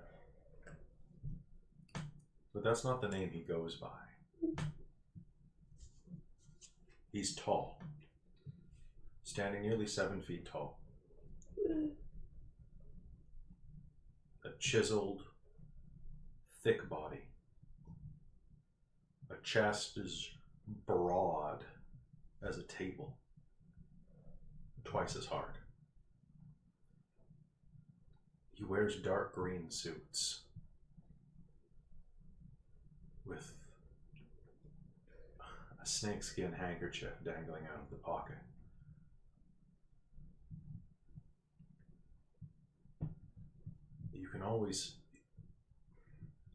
You feel him coming before he gets there. He's an enforcer for hire.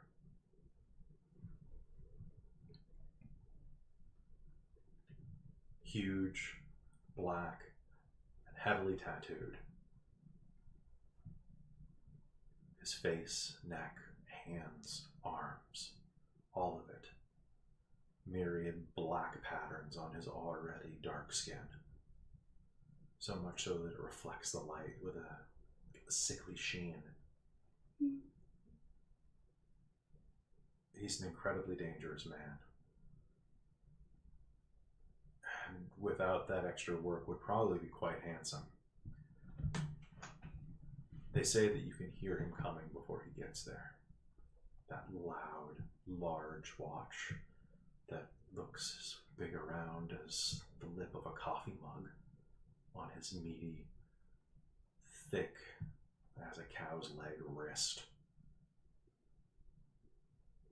Oh, he's got the name because of the boots. Crocodile skin.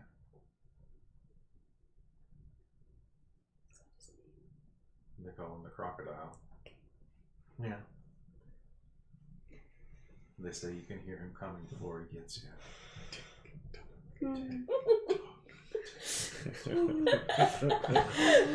Nicely done. That's well played, yeah. Thank you, I was very excited about him. Oh, that's so good. He's fucking terrifying. Yeah. At least to one person. He's a nice guy. He's an amputee, I'll have you know. He fought in the war. Some punk kid took his arm. Or maybe it was a shop accident. It was, yeah. Oh gosh. So, Okay. you overheard him talking. And they were talking about debts. I've got to pick up a debt, he said.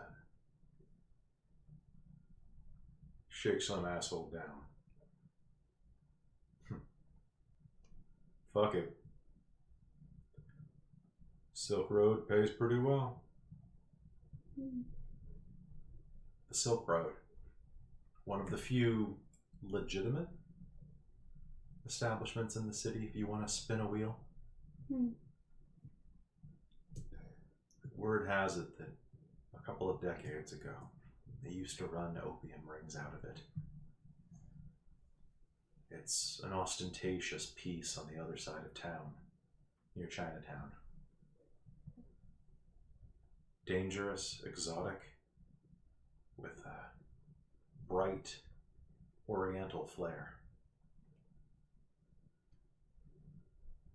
It's definitely not a place that an unassuming casual gambler would want to get in too deep. Who knows? I mean, forget about it. It's Chinatown. It's like 16 references in one sentence. I'm sorry. Also, I apologize for using the word Oriental, but it's period, and it definitely is kind of kitschy. You'll see once you get there. I would say Asian. It's not Asian, it's Oriental. There's a difference. One's like a ramen flavor.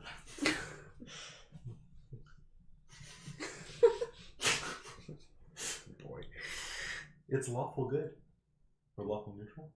The ramen flavors. I prefer lawful get paid. That would be nice. Alright. Okay. So yeah, you will remember that. Okay. And I will share it with everyone else. So That was a lot of information. Not that I'm sure I've got some of this guy's reputation. All right. Would you like to investigate to see what you know? Sure. Yeah, let's you do. do it. All right. What are you pulling in? I'll go family, friends. Okay. And I think willing to go all the way would probably work here. And coercion. Yeah. Okay. So I think that gives me 3. Okay. I'm not going to give you any penalty on this. I'll give you a +1 for TikTok though.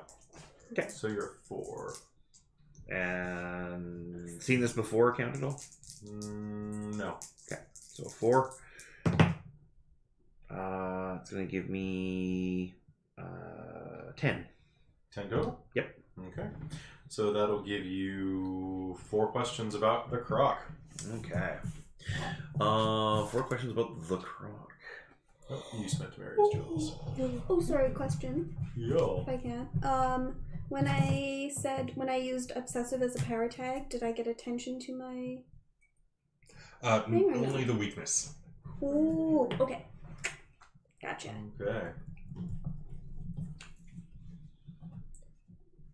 I guess I have a question actually too. So when do these essentially reset? Once you get to 3. Like once the bar gets filled out. Yeah, at the end of the session. Oh, okay. They refresh when I say they refresh, basically, but usually at the end of the session, like with experience points. So should we basically mark off when we've used them, or just trying to remember? Oh, You mean the powers? The Yeah. tags. When the situation changes. Okay, so we can use them again. So think about like a chicken fight, like with Peter and the chicken. Yeah. Think of how many times the situation changes in one of those. That's about how often the situation can change. Okay. It's just so you don't spam the same thing. Gotcha. Yeah. So And if you use something too often in the scene, I can be like, yeah, maybe not. Mm-hmm. You know, maybe don't talk to the plants every step of the way, Amy. No, You're like, but bitch, I'm the Lorax. it's okay. Oh, you should have been the Lorax. I honestly have never seen that or read after that. So. after seeing like how this is played so much, you know who I think would be, or what I think would be a really good one, like a Christmas Carol with Scrooge and the ghosts and like Summon ghosts and like just redemption, but also greed. I think that would be. There's a lot of really good characters you could drag in here. Yeah. All right, so James, you got 4 quick things. Ask me 4 quick things about the crocodile. All right. 4 quick things about the crocodile. Do I have his number? No, you do not. Okay. Has my family ever used him before? Yes. Okay. Do I have to give you more than yes? I don't think I. Hold on. Let me double check that. You could Probably not with that question. rephrasing though. It's just like, what's his phone number instead of do I have his number would have been applicable. Oh, That's how they work. okay. Hmm. So- Yeah, it's better if they're open ended. But I would say don't. Let's skip phone number. Oh, actually, you know what? No. Do whatever you want. I have ideas. My brain is on today. I'm gonna drink some more coffee on my dragon. Okay. Let's see here.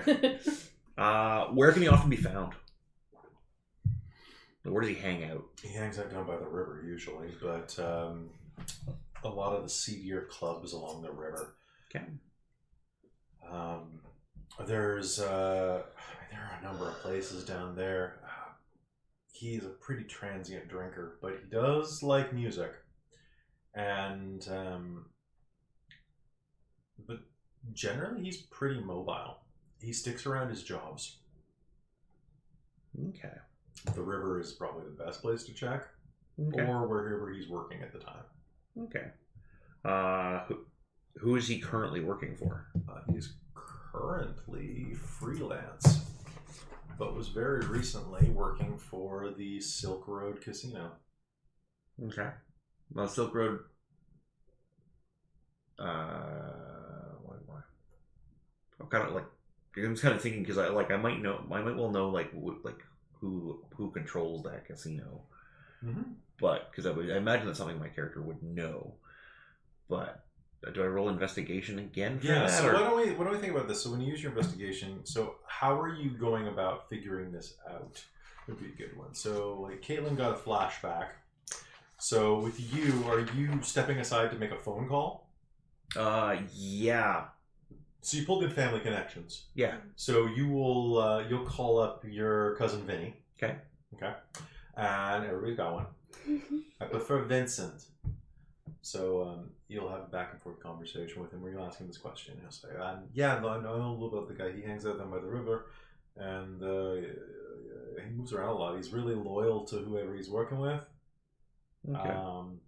It was the Silk Road Casino. Did they have a fallen out or something? No, I think the job just expired. Like he's a freelancer, right? Like, I mean, if you want, we could, like, I could look into who he's working for now.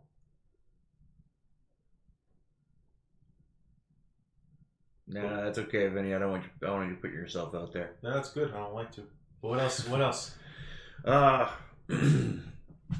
Yeah, like what was the guy's name who that was the debtor. Johnny. Johnny Payton. Like yeah, do you know anyone by the name of like Johnny Payton? Oh yeah, that big guy. Yeah, actually, you wouldn't believe it. Actually, I just saw that guy. I was picking up Fredo from Fredo. Yeah. Yeah. Everybody knows Frito. Yeah. He was in lockdown because he parking tickets. How many parking tickets? Like Wait. 42.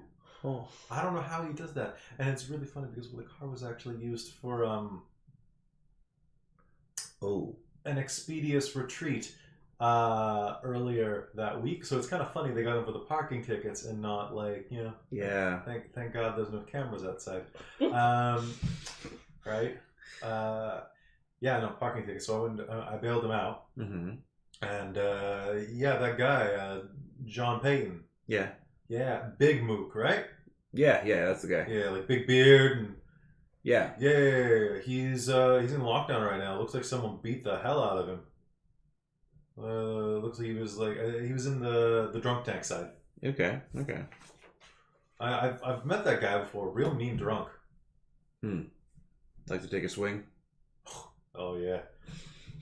Seriously, this was okay, you've never seen him fight, but like one time I saw him and like he's this really weird dude that's like big on politeness. And so like if you're coming down like a narrow hallway and like he expects you to move for him. Okay. Yeah.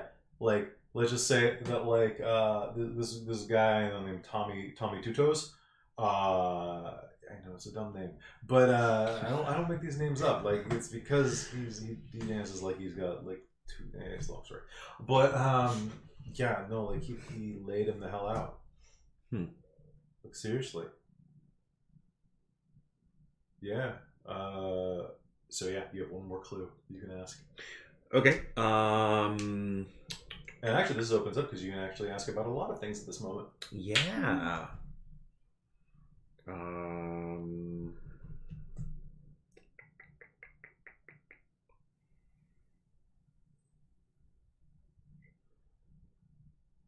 Okay, so that explains that. That explains that. Sorry, I'm trying to grasp for something mentally. Jump in. That's okay. Anyone? So would anybody like to suggest something to James that he might not be thinking of? Or just an avenue. So he's got several things he could ask questions about. Or inject something in, like the guy could mention something. Or you gotta ask me questions. Yeah. Is there any reason why James's character should care about what happened? I mean, you could definitely ask that one.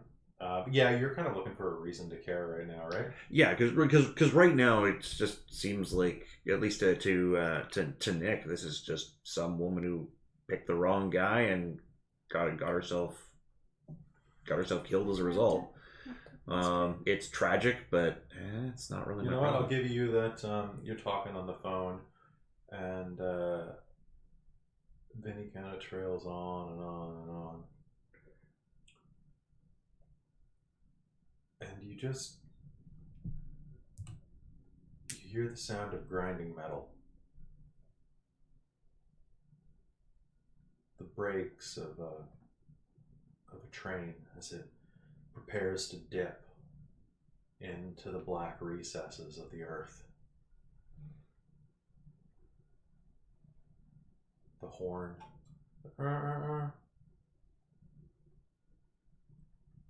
And the grind of ripping steel. Fire and blood and screaming and the roar of beasts that the world hasn't seen since imagination was reality. But throughout it, it's so easy to remember those flames and those sounds. Because there's a backbeat. There's a rhythm to it, like a metronome. From the day you awakened. Something.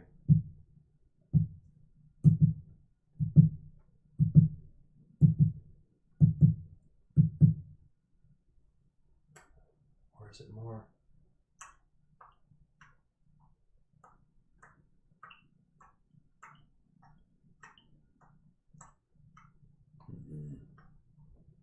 This is connected some way. You think back and can hear the clock ticking. Are you still there? Yeah. Yeah. I thought your connection got cut out. No. I'm I almost had the still- operator call you back. All right. That's okay. You can keep the dime.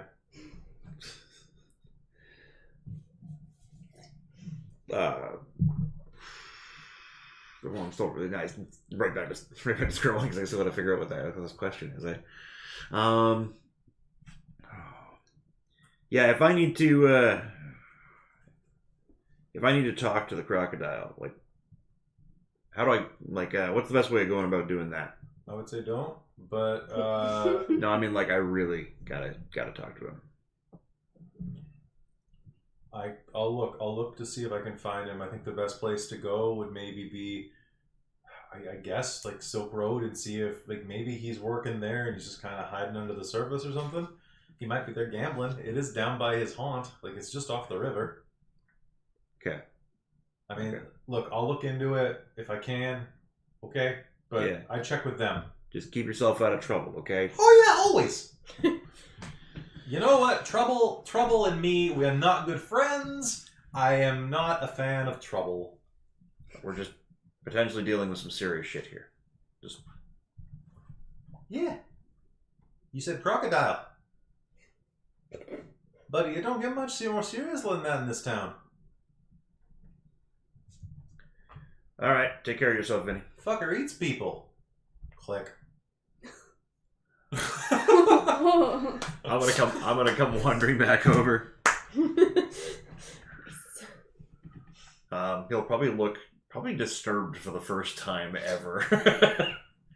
He'll be looking down at his phone. He'll pocket it. Yeah. I think we gotta find this crocodile guy. What? Why? Crocodile. Why would we actually want to find him? Because well, you know, you're always talking about those like visions and shit you get, right? Well, they're not exactly. Well, okay. Fine. Yes. Okay. Okay. I just had a bit of a throwback to the thing. More specific. The earthquake, Oh, okay. the collapse, the fire. Yes, okay. Yeah, there was something in it like a ticking or something like that, and something about this guy and thinking about him is waking me up. I don't.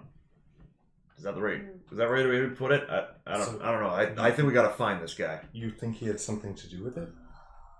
I don't know. Either that or maybe he's like the next step towards following that. But something in my head's just singing. So I think we should head down to the Silk Road. That's where Vinny thinks. That's where Vinny's someone I know. Vinny thinks he's gonna hang out there. He's either there or probably some low down bar near the water.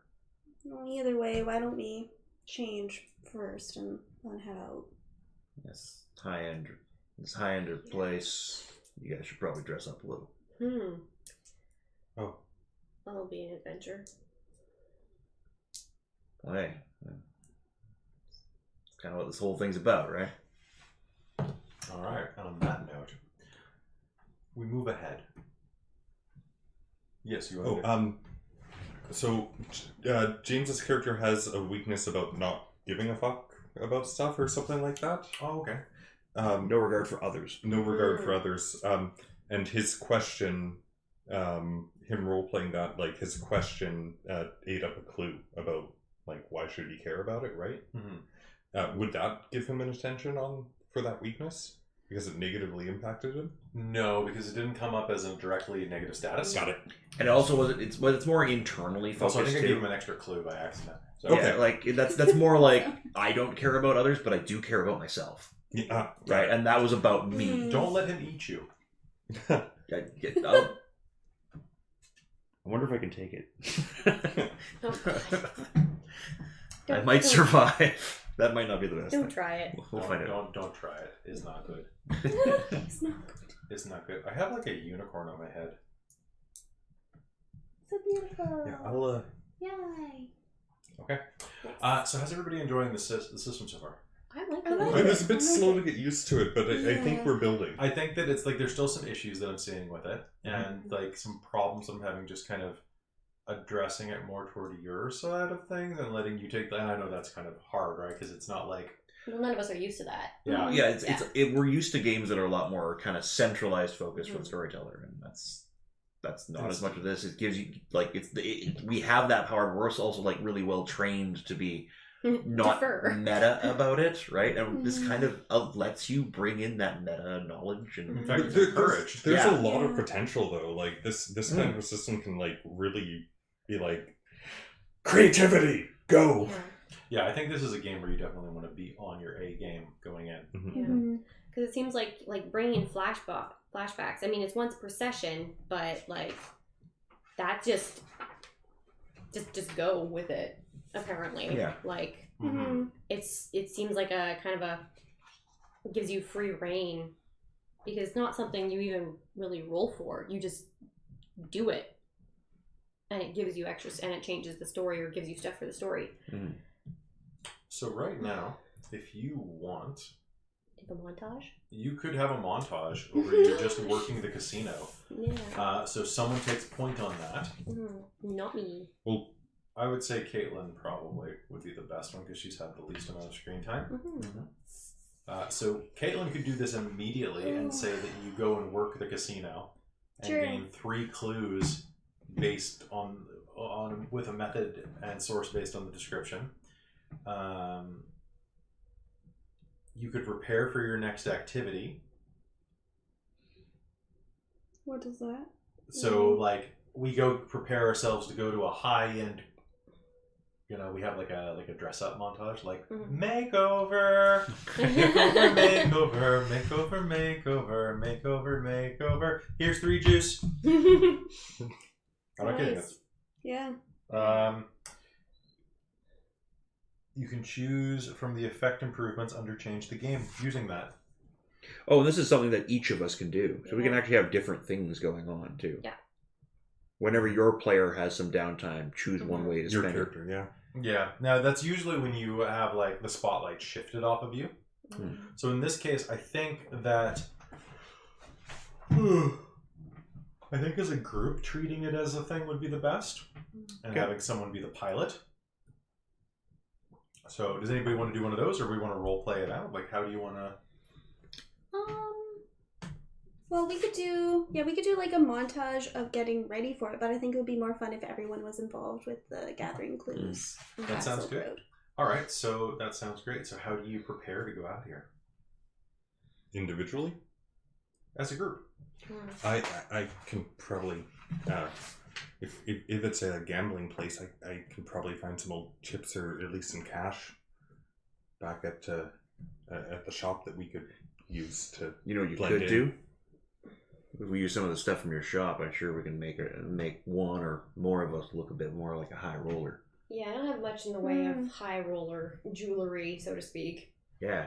Can you find Laurel a dress? Or at least some earrings. Oh, I'm sling. sure there's a dress there. I don't know where, but I recently acquired some jewelry. I know where that is. Well, don't worry. Anything you got, I can make work. To the pawn shop. So yeah, so the montage plays out, and we're moving around in the pawn shop, picking out different things. I'll have like my little alchemical like transmogrifying things into a... No, not that. Leave that one. Don't touch. Why that one? What's so special about that one? I like it.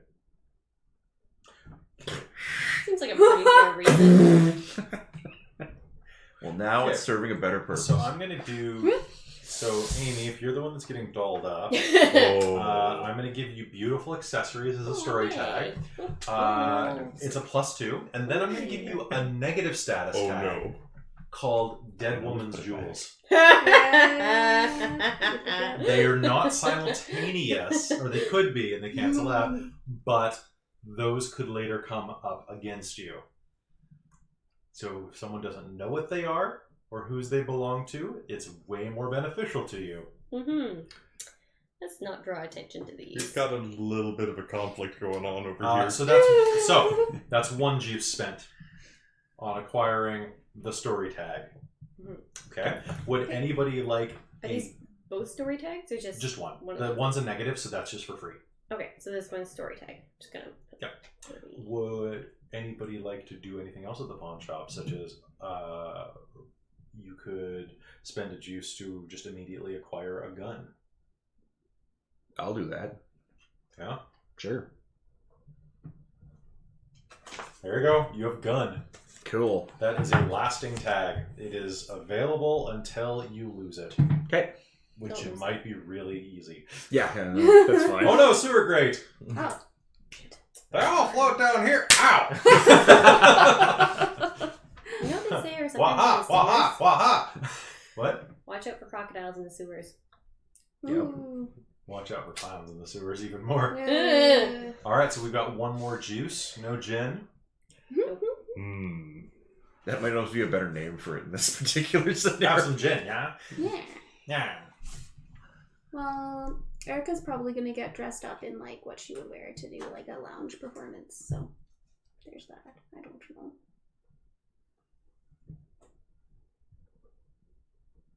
Probably try to do her makeup all nice. All right, 'Cause I last don't juice think has been she'd be- spent on Caitlin. Slinky Duds. Slinky Duds. Oh, right, 2 underneath that. Since we're not doing like each person doing it and 3 each, could we have? I'll give you 1 each. one each. Yeah. That sounds fun. I'm gonna bring the ring. That's 1 juice each. Ooh.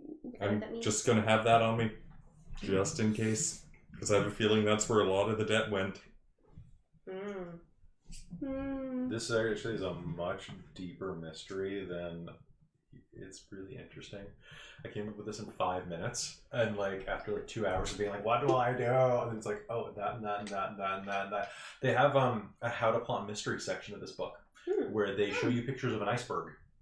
Oh. It's that method, and they're like, Yeah. what degree of iceberg is this? Is this a level 4 iceberg or a level 5 iceberg? I'm like, oh shit, this is like a level 5 iceberg technically. It's actually a really simple plot. And let's digress for just 1 second. So if anybody's watching and you're looking to run a role-playing game, I would encourage you to remember that every role-playing game that isn't just like a general hack and slash is usually a mystery. Because, and even with a hack and slash, there's always something that PCs are trying to do or learn or accomplish. And a lot of times that's investigative or mystery. And a lot of people get really freaked out by that. Like how to plot a good mystery. The trick is to start at the end and work your way backward. Find a good seed, work your way backwards, and add unexpected twists. You're going to see some unexpected twists in this one. One example they have in the book that I almost used was that you find someone who's been murdered with a sledgehammer, and you trace it back, and it turns out that it was someone who has just become a rift, and they're actually Thor. And they beat someone to death with a sledgehammer. And they're like, that's a level 1. A level 2 would be that it's or they had a level 4 where it's like you trace it back, but it actually wasn't Thor. It was Loki doing something, and then you have to go to the astral realm to fight Loki, and it was a little cliche. I was thinking about it, and the one that I would run is where there was a murder. Someone was beaten to death with a sledgehammer. You trace it back to the guy who owns the sledgehammer, who you believe to be a rift. And you're like, oh, you look like Thor, you're acting like Thor, you're obviously Thor, but it's actually like his daughter who is the Thor rift and committed the murder, and he's trying to take the fall for her. And it's, like a twist like that. You always want to go with something they're not expecting, and if you can play on their emotions, it's even better. So Ringu, 2. Here you go. After you've been drew your ring. Yeah. If you like it, you can. Keep it safe. The 1 ring. That's the 2 ring. All right. So you've got a gun, you've got dead woman's jewelry, and you've got Slinky Duds. Slinky Duds. I was like, oh shit, what did I give you? All right. Slinky Duds. I want to say duds. All right. So you walk up into the casino like, what up? I've got a Glock. Actually. I've got a big Glock. You walk in the front doors of the Silk Road Casino later that night. As you enter, the embarrassingly Caucasian man next to the door wearing the red silk with dragon imprint, Chinese Mandarin collared, I guess Kung Fu shirt would be the best way to describe it. Dong rings the dong. Or gong rings the... I'll shake it. He dongs the gong. He dongs the gong. Oh. Got it. Welcome. Very pleased to have you here, he says, with a affected accent and bows. So I'll kind of regard him for a second and nod, and then is there like a pocket on that thing? Yes, there is. I will tuck a $1 bill into it. That sounds great. You can see his name tag says his name is Ken. Thanks, Ken. Here's something for your trouble. Beyond. I'm with him, and I'll scurry on after him. I think we'll just walk in if we can. pretty much. As you walk through the front doors, you will head down a long corridor. Everything here is that imprinted silk that I wish I knew more about fabric so I could describe it to you. It's that kind of knotted silk look where there's patterns and almost, I don't want to say mandalas because I believe that's wrong, but you know, there's the different etchings and patterns imprinted into the walls, and even the floor is this type of almost knotted carpet that, Like the whole place is embroidered. yeah, Yeah. it's very over the top. There are screens everywhere, fans hanging on the walls, and as soon as you step inside, you can see that there is an immediate contrast. All of the patrons are dressed in at least middle of the road finery, business suits, mostly tuxedos, slinky evening dresses. You can hear someone singing in Cantonese in the corner, a woman crooning as a big band slowly builds up behind her. It's a splash of eras here.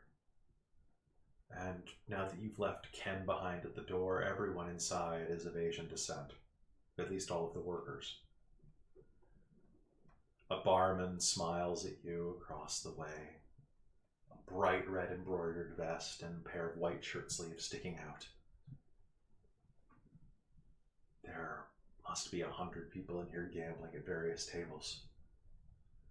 And overhead you can see emblazoned on the ceiling, at the center of this giant gambling room, a center dome with one curling golden dragon. Almost looks like it's real gold, set into the roof.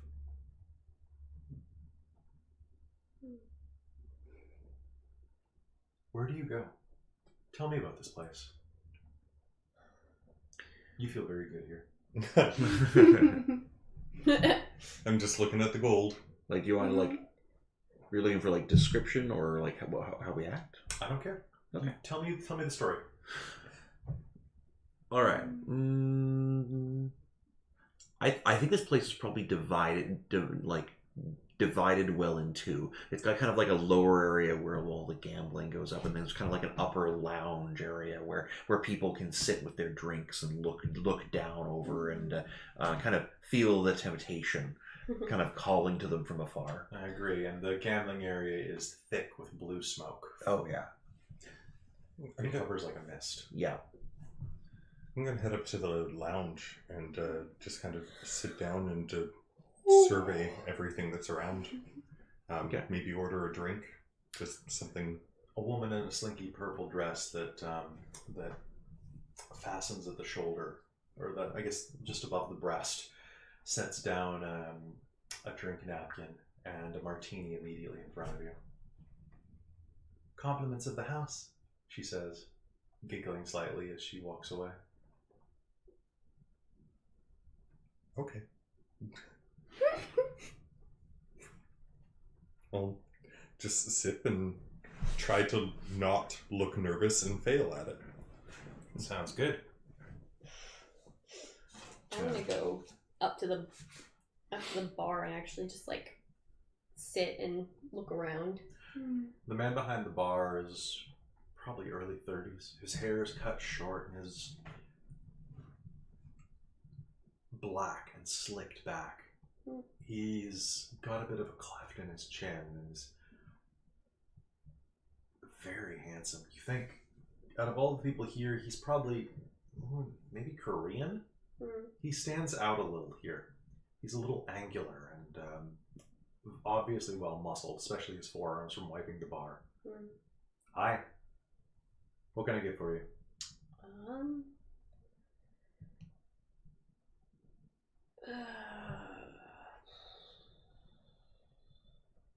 Let me guess, a beer?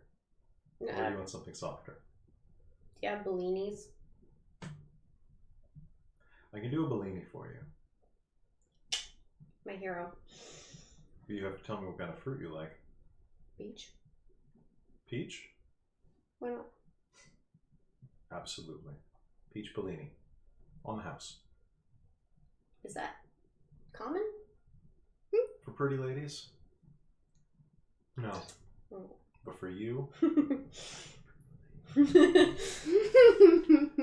For special ladies, yes. Interesting. He blends you up a Bellini. It's actually quite a quiet blender, actually. I just wanted to make the noise, I'll be honest. Caitlin, what do you do? Erica's probably gonna grab some tokens and head over to the blackjack area. Alright, so why don't we actually have some fun with that? Okay. I'm gonna make you take the risk. Oh shit, okay. Yeah, you did. I think it's time to take the risk. So this is a daring, risk your ally, stupid feat, maybe? Mm-hmm. You want to try to gamble and make some big money? Sure. Or you could use some of your powers to cheat and hit it with all you got. Maybe take the risk is better, though. Do you have anything that can aid in this? Not really, no. What about obsessive? Counting cards. Oh, I guess so, obsessive. Do you have any powers that allow you to, Hypnotic tune. I don't know. Well, that could be distracting to Yeah. other Yeah. players. Oh yeah, Yeah. or poker. What else? But the thing is, with blackjack, you're just playing against the house. Yeah, You but- can But if still I was playing distract poker, yeah. What about what were the abilities under pyrotechnics? Pyrotechnics, you can run, but you can't hide, and hypnotic tune. Okay. Okay, what, anything on the other ones? Hidden passages, swinging on ropes, surprise from behind, sneaking in and out of everywhere, vanish in the crowd, masked identity, go out, terrorize, obsessive. Okay. So you could definitely use obsessive for this. Okay. Would you like to? Sure. Okay. You could also... So the blackjack table, I think this is all that you'd probably be able to pull out. You could also go to a poker table. Probably have a better chance of invoking some of the other ones. Sure. I'm not as familiar with poker, but that's okay. Well, We can do that. That's okay. We can fake it. This is a role-playing game. Sure. Let's do it. I haven't spent that much time at casino poker tables myself. I've lost a lot of money at blackjack and a lot of money at dice. Buying books count? And losing money at dice? I've lost more money than all of you, I'm pretty sure. I'm dumb. So why don't we go ahead and let's include your outfit, because it is more of a social game, and let's include hypnotic humming. Okay. So you're going to be at power 4. Woo. And I'm also going to take a look real quick at your shooting my notes. Yeah.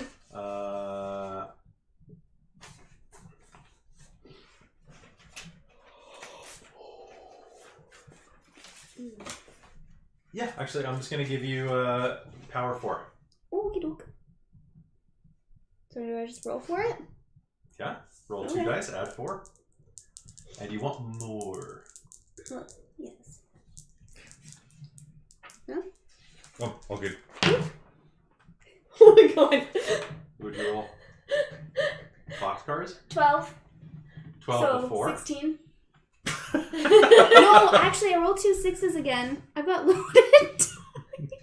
Yeah, I know. I That's used this. good. That's good for gambling. Yeah. Cool. Wait, did you just cheat? No. You said you had loaded dice? No. Get a load of these dice. Cut it. Aren't Yeah. aren't they your dice? They are. Yeah. Mm. If anybody besides me Seems ran like the house is D&D. the one that might be cheating. Alright. So... If I can find... Here we go. Oh, Alright. I used this, so does this go away now? Slinky Dids? Nope. Slinky No, you're still wearing them. They're going to be for the... Still have my stinky They're tits in. lasting. Okay. If you get naked, they'll go away. So, like... I was gonna say. Ooh, trade James the slinky dress for the gun. Slinky Dids! Then everybody wins. James is in a dress. Caitlin has a gun. I don't say I'd pay to see that, but I wouldn't pay to see that. So is that? Ooh. So do you think this is more convince, or do you think this is more take the risk? This might be more convince. Poker face. But like, well, she also just like walked in and has never done this before and threw herself into this. I think I lean towards take the risk. Or it could be hit with all you got, at which point you'll get some juice from this. I do like that. I like the juice. You want the you take the juice. Like the juice. For the juice.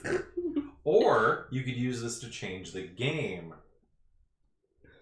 I have so many Changing options. from poker to blackjack. Well, because change the game, use your abilities to give yourself or your allies Yes. advantage by instilling yourself as a high roller here. Which would gather a lot of Okay. attention to you and what's going on there, which Yeah, I might think you mean- changed the game. Yeah, Which is really funny. yeah, because you just became like really important in this place. If you just Oh, suddenly boy. won a bunch of money, they'll either think that you're cheating or So you're going to gain 4 juice. Okay. You may also use your juice to do the following. Okay. Scale up the effect. Mine or someone else's or just mine? Yeah. Okay. Yeah. Prolong the effect, make it ongoing. So when you introduce a new effect, Mm-hmm. you could be Oh, like, I see. so prolonging an effect would be something like you light a fire inside of here, but instead of by scaling it to a prolonged effect, it's like, so someone grabs a fire extinguisher, but it either doesn't work or the fire spreads too quickly, and it's not something that can be resolved easily. Like, I have to make a concerted effort to take this thing out. it's right? the wrong kind of fire extinguisher. Oh no! You It's just like spray the fire everywhere. Oh no! It's a fire embiggener. Whoa! You can hide the effect, or any other improvement that you and I agree upon. So, sorry, I keep touching. It's this new seating arrangement. I like it for like the optics of the scene though. I think it looks better on an angle. I've been watching a lot of YouTube videos and being like, why does this movie reviewer look better than others? Yes, it's because he's capturing the eye. Which would look better if this bookshelf wasn't here, but I need this bookshelf. Don't knock over my unicorn. Is it wobbling? No. Spidey, why are you blinking? I don't know, he's been doing it for a while. Yeah, I you thought it also... was supposed to. Yeah, maybe it is. He's No also... idea. Oh, he is visible. Okay, cool. Yeah. Alright, cool. Anyway, back to work. So... Okay. And another hand for the winning lady. You've watched your stack of chips grow to almost the spread of your fingers 3 times. You walked in with a pocket full of change and almost thousands of dollars now lay in front of you in chips. Wow, you're a natural. I'll say, kind Damn. of hanging out by her shoulder.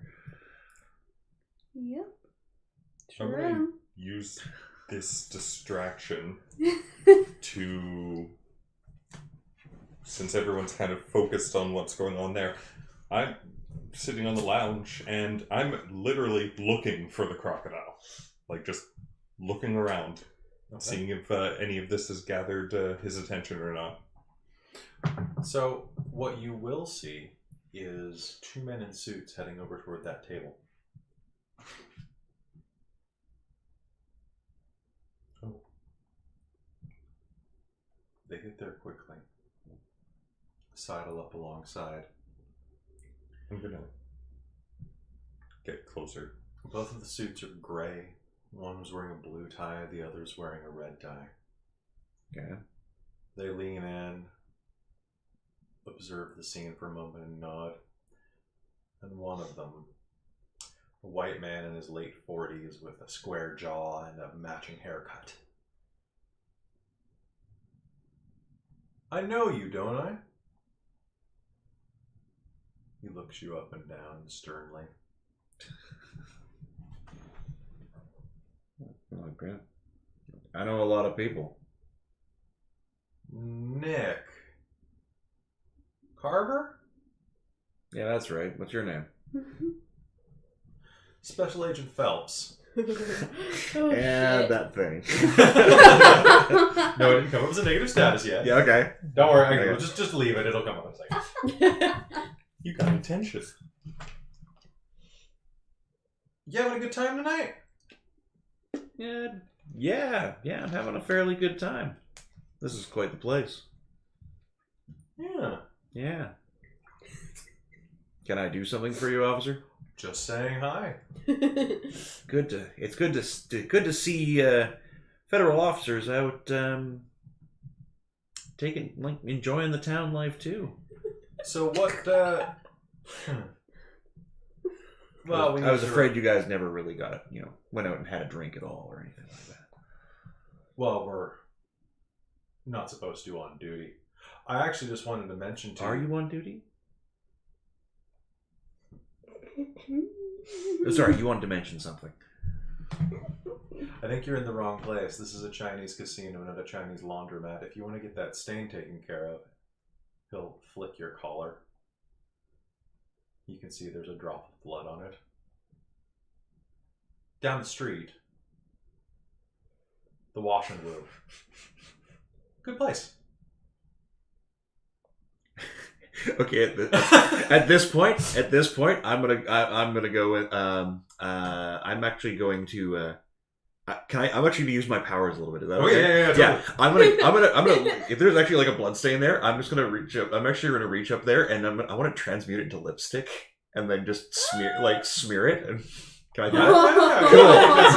Cool. Yeah. So I think that's gonna be a change the game. Change the game. Okay. I think that's a change the game. Okay. So we'll take your transmute. Okay, so I'll take transmutation. I'll use alchemical circles as well because I think I'll also fuck this guy up. He was like really borderline racist there, and I wanted to get his comeuppance. Yeah. Okay. Fair enough. So I think I've got like tattoos on my hands that'll help out with this. Oh, you don't need a foci, I remember. Well, I mean maybe. No, but I've got another tag. Right. Oh, okay. So that triggers both of them, and I think I would anyway. Okay, and I'm gonna give you the negative.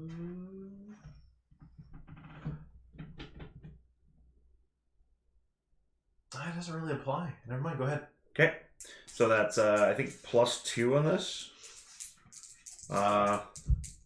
No, I don't think sloppy applies. Oh, I was just going to say, there is actually an optional rule in the book that if you use our weaknesses as a narrative thing, like to progress the story, it can still provide attention. I think that this scene will gain you that attention you already marked. Okay. So, Okay. Well, I hadn't marked it. Yeah, because I erased it. But okay. Well, then unerase it. Okay. I will mark the attention. Cool. All right. So I guess I got +2 on this.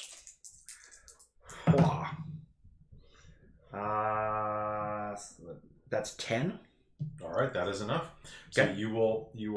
your finger will crackle a little bit with energy, but when it comes off, they'll glance away as the front door gongs again, and as they look back, it'll just be that smear of lipstick. Oh, sorry. Girlfriend got a little excited. Yeah. Well, have a nice night, and just remember, we're watching you. Oh wait, sorry, that's a minus. We're watching you, and we're wishing you luck. There we go. Like good. Keep your eyes peeled. I don't want you misinterpreting the evidence, as he says as he walks away. They'll just keep walking. Yeah. This is good. It's good. Good back and forth. I like it. Well then, up at the bar. Mm-hmm. So you're drinking and you're drinking as well? When I saw the two guys you moved approach, down. I was just like, uh-oh, and got close. Yeah. How's your Bellini? It's good. She's probably barely drinking any of it. Mm-hmm. She's working on slowly. You seem distracted. Yeah, possibly. It's a lovely necklace. Thanks. It's on loan. Oh yeah? From what, a museum? Sometimes you'd think so. I like it. It looks good on you. I love a lady in pearls. Thanks.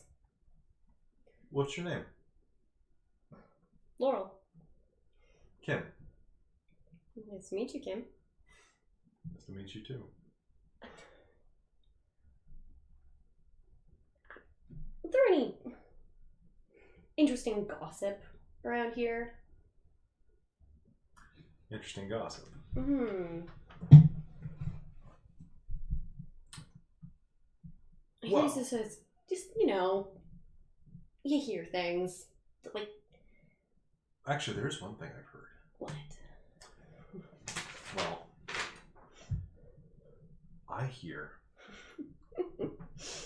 He kind of motions for you to lean in. Mm-hmm. But there. Well, I just gotta see what the rule is for this. It's I guess it's under.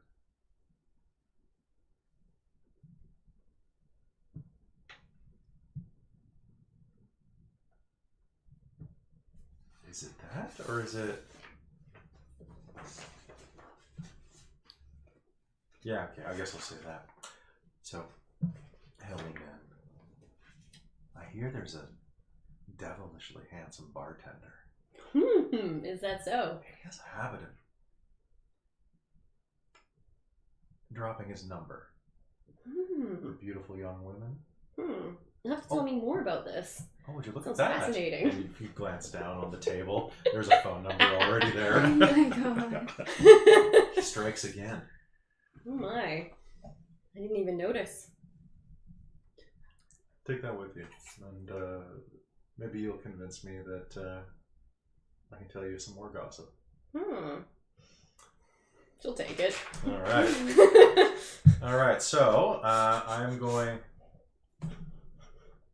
Shrug? Okay. I'm glad that the viewers can't watch my spelling. Cool.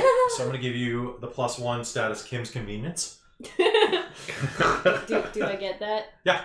I get So that'll be a temporary thing you can add and make me a convince check. Aha.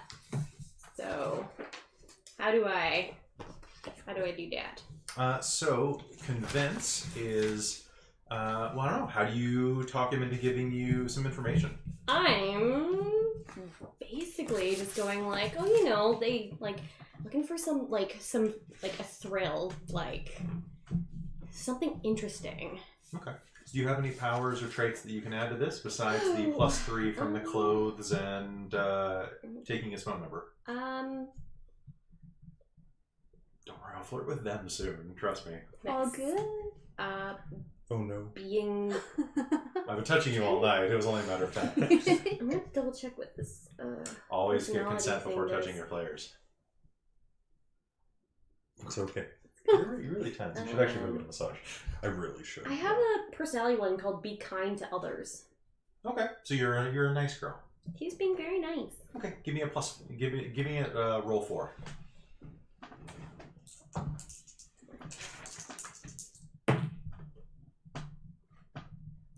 How'd you do?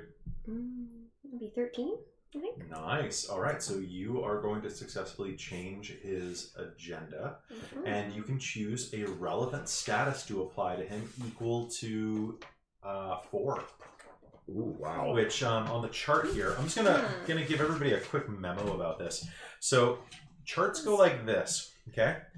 No effect: mild, minor, major, dramatic, incapacitating, lethal, or permanently transformative. Like turn to stone. Yeah. So level 2 is temporary or ongoing. Blah blah blah. 5 is ongoing, or 6. Yeah, 5 is ongoing. 6 is permanent.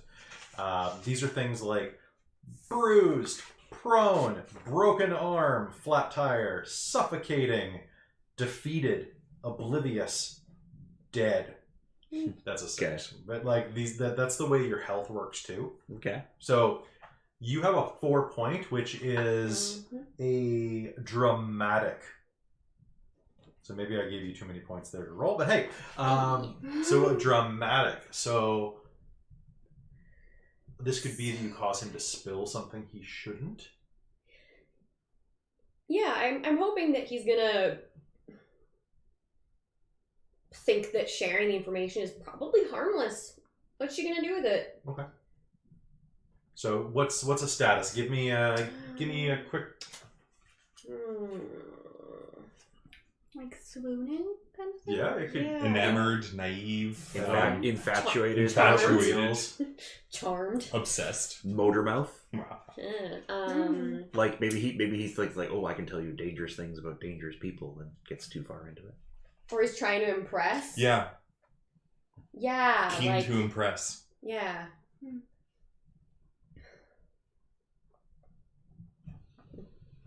Damn. Okay.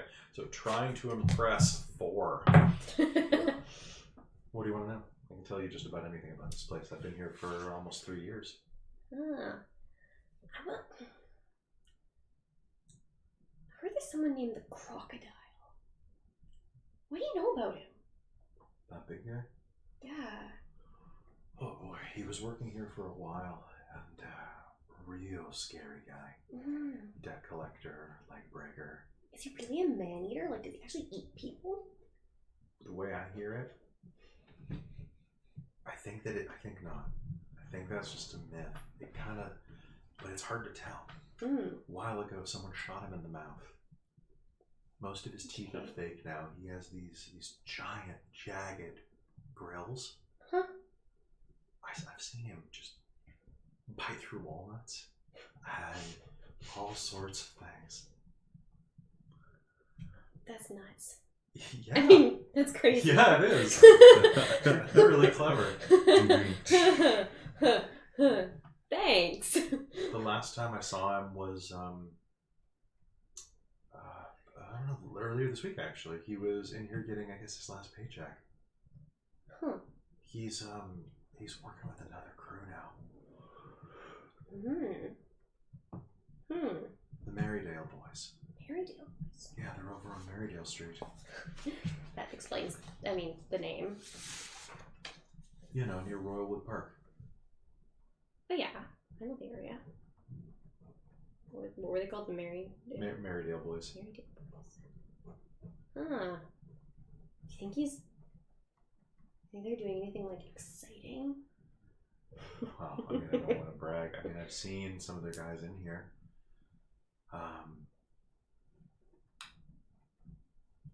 Okay, there's one little thing I know about it. See, like I said, I've been here for about 3 years now. Last year, one of the Marydale guys, this guy named John, used to be in here all the time. Had a huge gambling problem. He would win for a while, but then he'd go deep in the hole. Wouldn't be John Payton, would it? I think so. Yeah. Do you know him? I knew his wife. She got murdered. Oh, wow. That's heinous. Yeah, we're in the 90s. Wow. That's really rough. I think I saw her in here before. She's a pretty nice lady. Oh, I guess she was. Yeah, I mean, I met the guy before. He used to drink a lot, so he'd come up at the bar. But John was a nice guy. Is a nice guy? Did they kill him too? I don't think so. I mean, I haven't seen him in a few months since he started trying to, I guess, get, I don't know if he's clean, but not gamble anymore. I don't know. I know he knew, the last thing I heard, he owed about 50 grand to the madam. The madam? Yeah, the lady who owns this place. Oh. That's gotta be rough. Yeah, especially if she sent the croc after him. Well, I don't think the time works out, though. I don't know.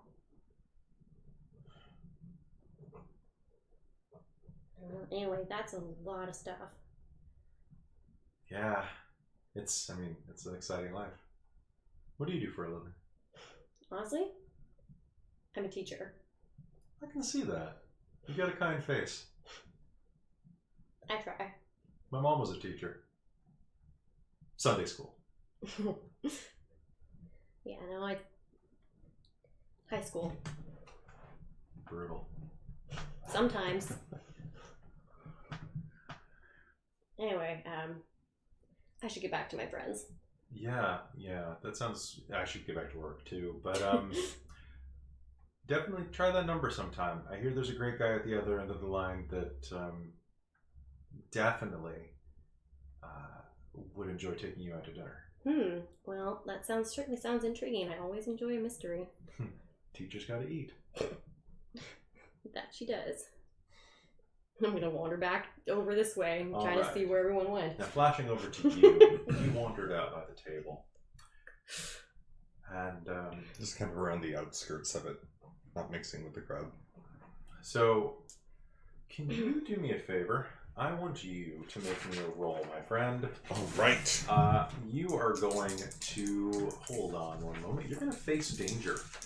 Oh my gosh. Mm-hmm. I'm going to face You're danger? the first one. And can I see what... Let's see. What do you have? Is it physical danger? It is a physical danger. Okay, I've got dragon scales. No. But I'm tough. Yeah, I know. I'm impervious to mortal weapons. You know what? I'm actually going to work with you on this. Okay. Because we're in the same story. So, you take another sip of the martini. Poison. It tingles slightly as it slides down your gullet. Your lips feel a little numb as you run your forked tongue over it. And do you have anything to help you resist drugging?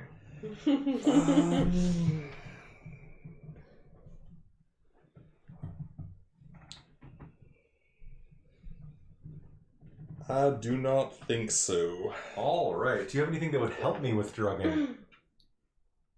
I do not think so. So collateral damage. What else is there? Oh! Actually, collateral damage. You might start flopping around. Oh, you know what? I'm going to call Yeah. collateral damage on this one. Balls! All right. So you're doing this at a -1. All right. So the way face danger works is if you successfully face danger, you do not take the status. Cool. So if you take it at a 7 to a 9, you take it at -1 tier. So what I'm doing right now is I'm doing drugged 3. Oh god. Ooh. Ah! Nice. 9. 9. Drug Okay. 2. Well, wait, were you at -1? You were at -1, but still, you Yeah, still still between So drugged 2. So you're going to be drugged 2 until it seems logical to you or not anymore. So does your negative status still go off? I feel like it has to. Like my weakness? Yeah. I feel like it has to come into play. Yeah. So I'm gonna knock some shit over. you feel your legs go weak, and I'll give you 2 options. Ready? 1, 2, 3. Serving girl or table? Table. Okay. Serving girl walks past you, and you shift to the side, trying to catch yourself before you knock her tray over. Instead, you put your hand down hard onto the side of the blackjack table, flipping the entire thing. Behind you, about 30 feet, there's a commotion. As it looks like someone, they're lost in the crowd, knocks over a blackjack table, and before you know it, security leaps in. I'm alright! I'm alright! I'm gonna take my chips and leave the table. Okay. Just putting it out there. Aren't you obsessive? I am. Oh no, that was a Yeah, good but thing. that's not a negative thing. That's right. That's a That good was- thing. Yeah. Sorry, it's confusing me. All right.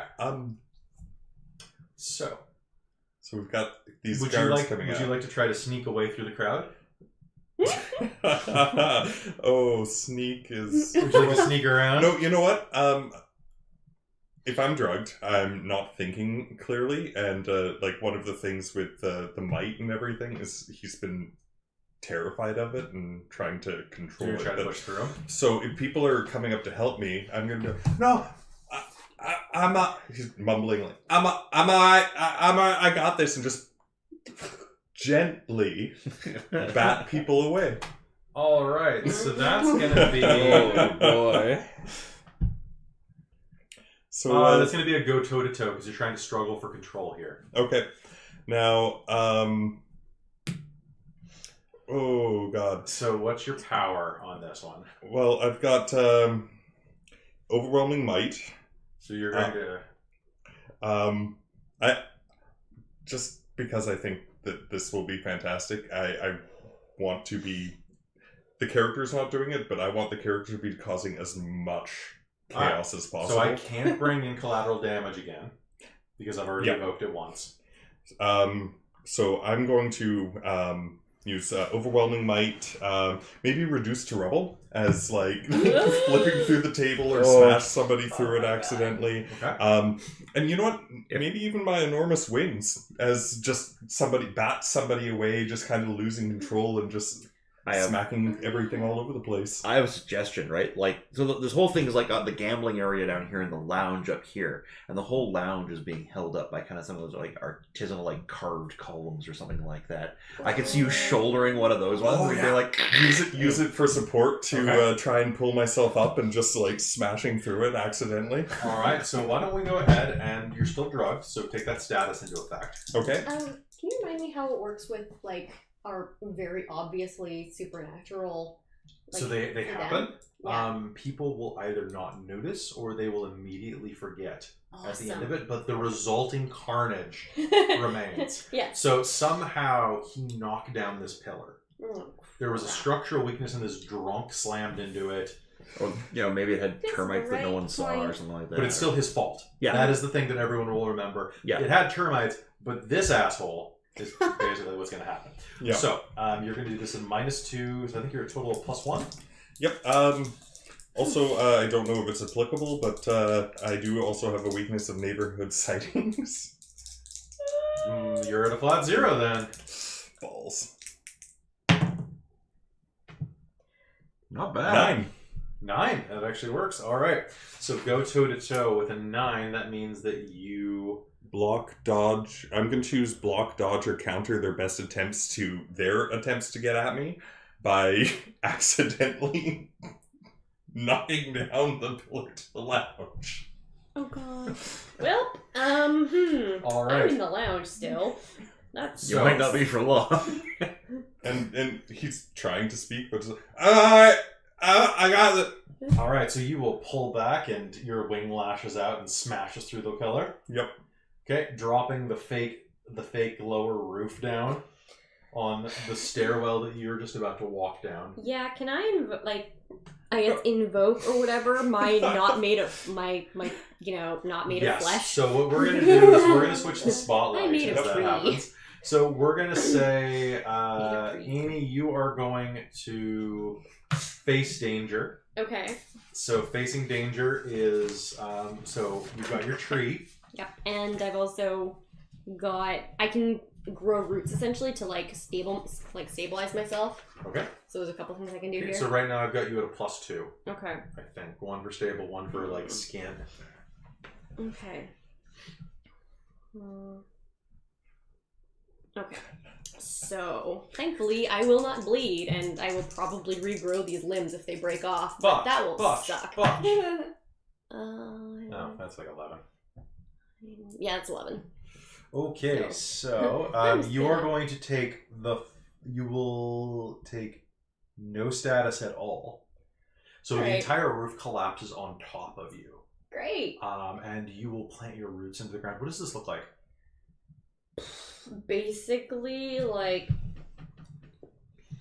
yeah, she's essentially just Replace the pillar. kinda. It'll only be temporary. Can't grow another plant, but I can Can you stabilize. Well, maybe I can. Take root. Unless that, I think that would fall under. Let's stop holding back because I don't think I've ever tried Yeah, that. that would be an excellent. Yeah. I was just thinking that actually. Yeah, because that's a level of. Because so far I've only ever regrown injuries and things like that, and used grown roots temporarily, and then Did you go ahead? either No. they break off. They either break off Good when I release them, or they absorb back in. And I'm not sure how that would work. Okay. I think they probably just break off. When I let them go. So you will hold up the roof long enough for the people in I'm the a lounge to tree. scream and get out? Yeah. So when they will, I don't have to roll for this. What happens to Kim? Does he try to get people out? Does he run first? Does he check on you? What happens with Kim? I think he's. I if I may. Would he count as an ally? I don't know. I'm thinking that, like, just to maybe, because I think it's kind of apt to divide her attention, be a little bit more thematic if Kim was suddenly, like, overcome by the massive swell of bottles falling off. Because the whole flight's going like, the whole bottles rolling off, and he gets, like, smashed down behind Especially if he's more focused on trying to make sure that you are okay. God. Oh, no, because he's more focused on the bottles and, like, not getting hurt himself because of the mist. Yeah.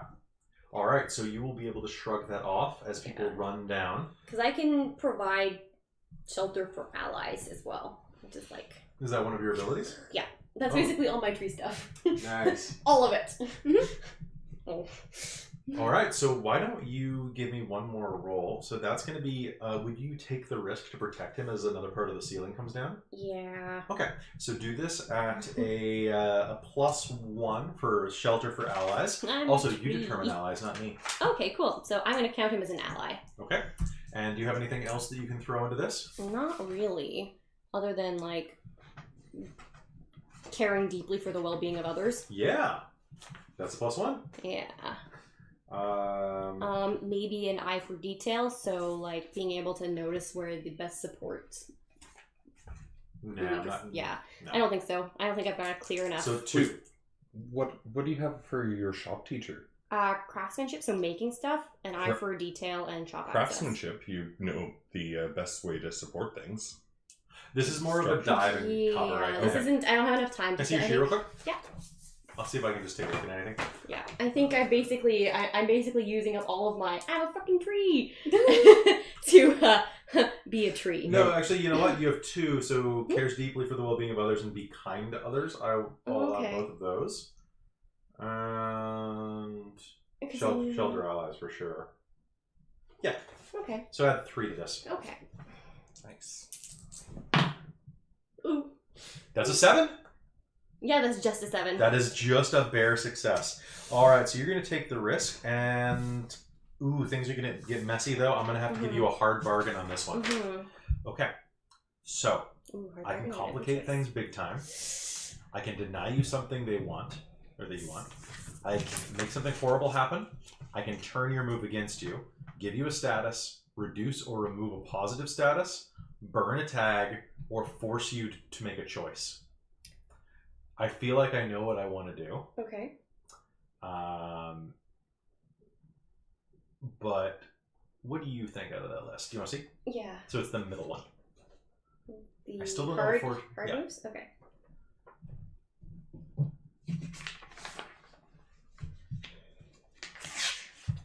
Part of me wants to go complicate things big time, but I also like the idea of force them to choose. Yeah, I just don't know what that means. So, make a hard choice? Yeah. When answers to your mystery are within reach but you forego them, mark fade on the mystery's theme. When your identity demands you act or speak in a given way and you don't, mark crack on the identity's theme. When you sacrifice something you truly want in order to abide by your identity, mark attention on that identity's theme. So I think this is kind of like one of those moral dilemma things that is I something don't feel like this is a moral dilemma, though. So I would prefer not this one, but we can do it. Something horrible happen. Or complicate things big time. They're both good ones. Or turn their move against them. So the 2 that I'm interested in are make something horrible, or sorry, complicate things big time, always. Yeah. And reduce or remove a status. Oh, okay, yeah, that's fair. Because, I mean, I'm turning into a tree. And these are all statuses, right? Yep. Yeah, I might not have all of these anymore. Yeah, so you choose. Do you want me to complicate things big time, or do you want me to rip up one of your statuses, or maybe 2 of them? What do you think advances the story more? I think complicating things big time advances it more, but yeah. All right, so basically there's a center roof over the lounge as well. It's a shortened roof, kind of compacting the lounge into more of a streamlined room of its own. And as that comes down, you hold it up just long enough that you notice that there's bits of cracking plaster, spider webbing over toward the bar and dance floor. Are things on fire yet? Not yet. Okay, good. Kim struggles to hold up the liquor bottles and keep everything going.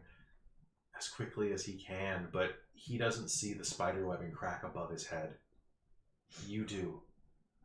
You take a running jump, dropping the roof. Uh-oh. The sudden jerk of kinetic energy pulling the roof down with it, creating a domino effect. You hit him and jump. Your body colliding with one of the far pillars, which topples over almost as easily as the first. The added motion whipping the roof down. The entire building begins to shake.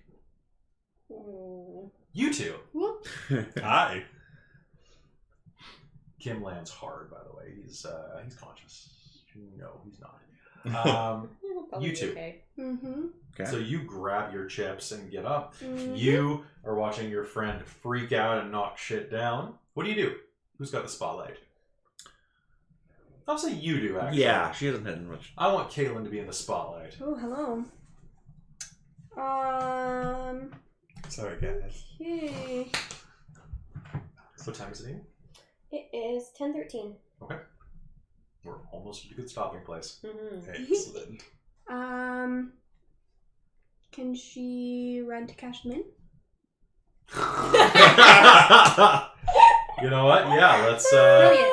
let's go ahead and Give you some money. is that a this is gonna change the game. I think this is gonna change the game. I think it would be change the game and probably followed by or preceded by taking a risk as everything's falling apart around you. Like change the game to make sure somebody's there that might be willing to do it, and then taking a risk to. This is. I'm gonna say this is changing the game. This is. She's on the other side of the building. Yeah. Okay. So I think change the game is the big one here. So Caitlin, Yes. what do you have that'll help you get across the room quickly?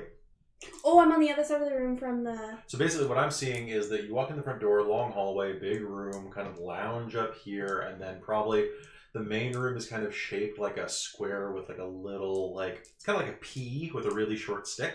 More like one of those things, you know? Yeah. Like the little, what are those called? I don't even know. Noisemakers. Noisemakers, yeah. And so like that's probably the way to like the restaurant and like food preparation area and like the back rooms and washrooms. So and then like the cash out is usually near the front but kind of off to the side. Okay.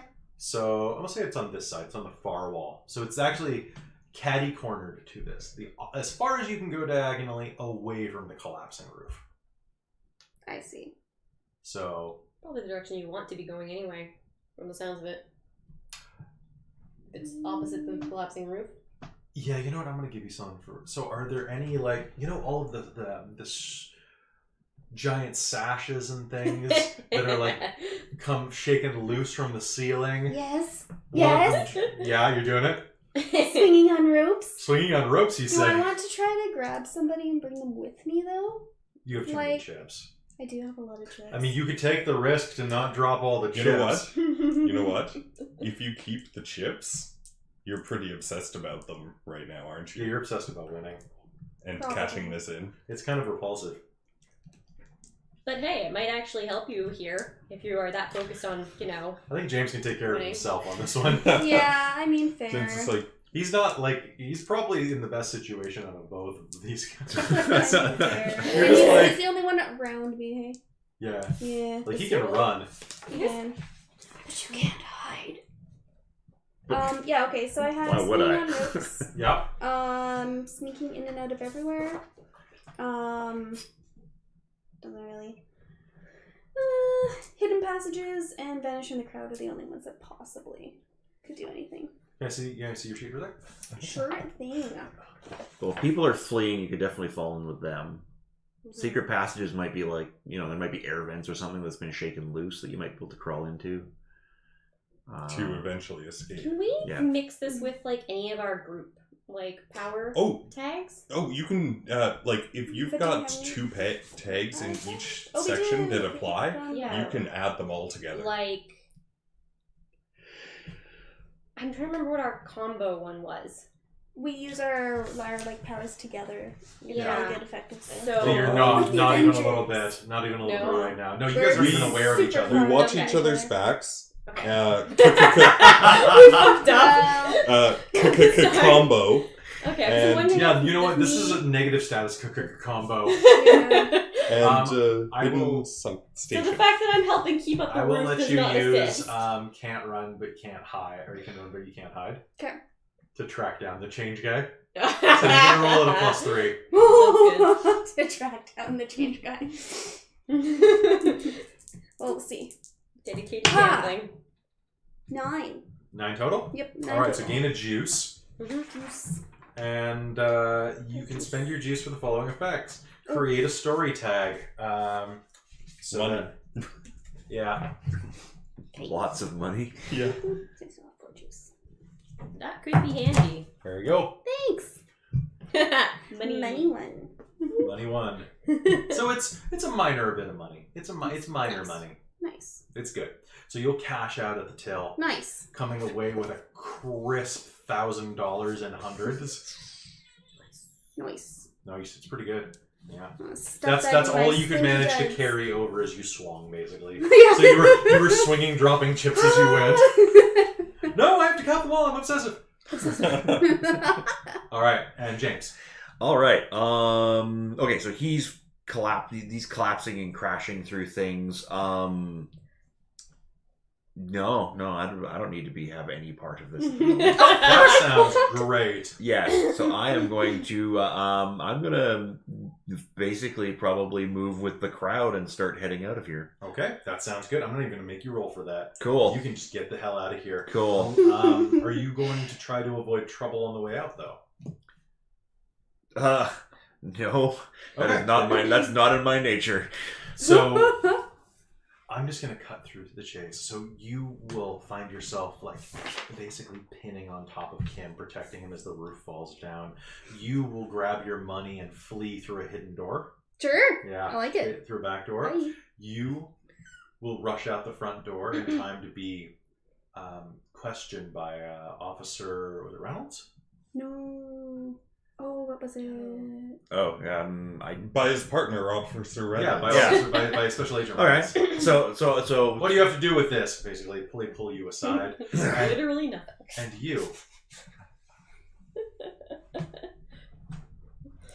You wake up sometime later. The roof collapsing on you, pinning you to the ground. You wake up. You're tied to a chair. And still drugged. And you can hear in the background the drip, drip, drip. The damp cellar that you're in. You hear the sound of high heels walking down the hall toward you. From the dangling bulb above your head, you can see the gray concrete floor stained with dark stains that you prefer not to fathom. A woman walks into view, flanked in the shadows by half a dozen men. Various tattoo sleeves and openly brandished weapons. She's wearing a long dress, pushing her maybe late 40s, crow's feet just poking out from the corners of her beautiful black eyes.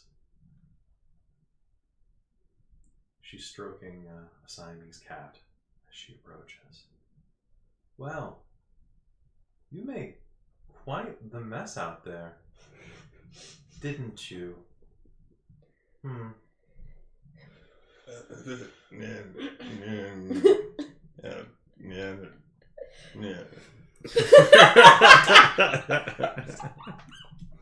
She pinches the sides of your face, raises your chin, and looks at you.